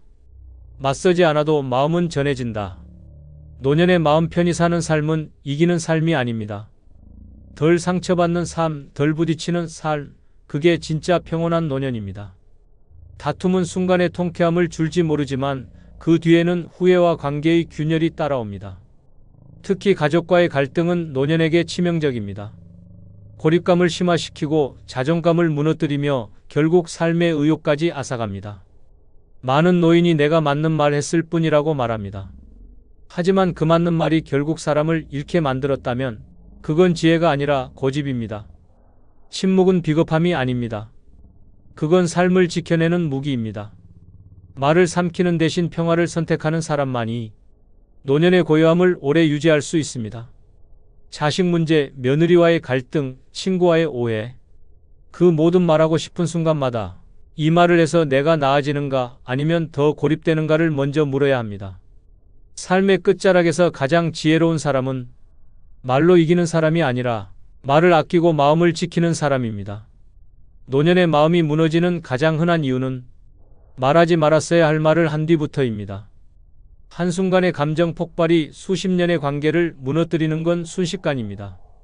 이제는 말보다 침묵이, 주장보다 이해가 필요한 시기입니다. 내가 옳다는 사실보다 지금의 평화가 더 중요하다는 걸 아는 사람만이 노년을 품격 있게 살아갈 수 있습니다. 노년에 외롭지 않고 상처받지 않기 위해 필요한 건 많은 사람도 돈도 아닙니다. 바로 그 한마디를 참을 줄 아는 지혜입니다. 그 침묵이 당신의 노년을 지켜줄 가장 강력한 방패입니다. 6번째 방법은 매사에 정답을 찾지 않아도 되는 생각입니다. 왜 그렇게 사냐?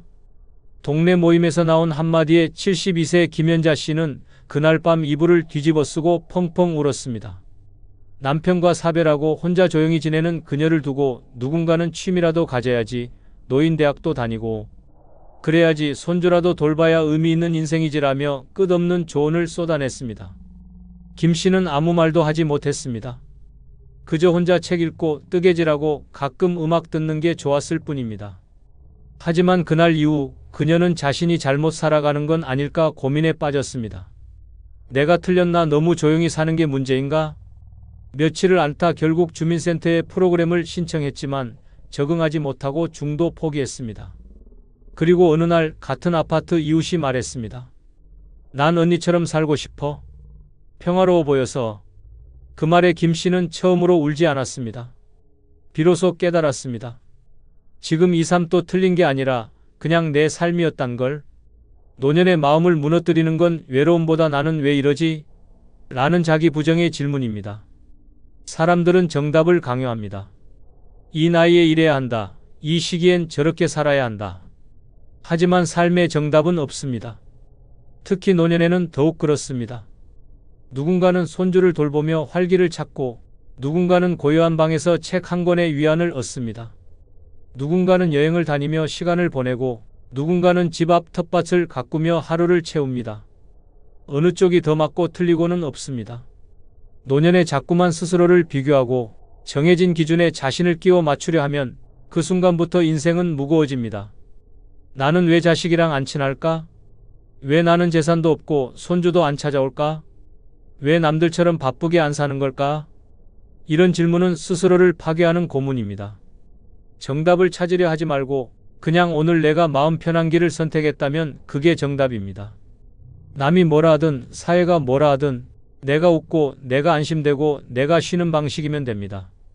남의 기대에 맞추려 살다 보면 결국 나는 사라지고 남이 만든 틀 안에서 숨만 쉬는 노년이 됩니다. 그 틀은 의미라는 이름으로 포장돼 있지만 실은 자기 존재를 부정하는 올가미입니다. 이 나이에 자식이랑 자주 만나야 한다는 것도 매일 외출하고 사람을 만나야 한다는 것도 심지어 나이답게 살아야 한다는 말조차도 전부 남의 시선에서 비롯된 강박입니다. 노년은 정답을 버리는 시간입니다.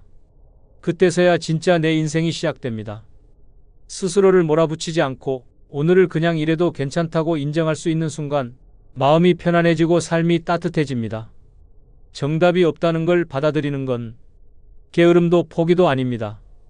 그건 비로소 나답게 살아가는 선택의 시작입니다. 남들과 달라도 예상과 달라도 과거의 나와 달라도 지금의 내가 편하면 그게 정답입니다. 그 생각 하나로 노년의 무거운 짐이 사라집니다. 그리고 그 순간부터 진짜 나를 만날 수 있게 됩니다.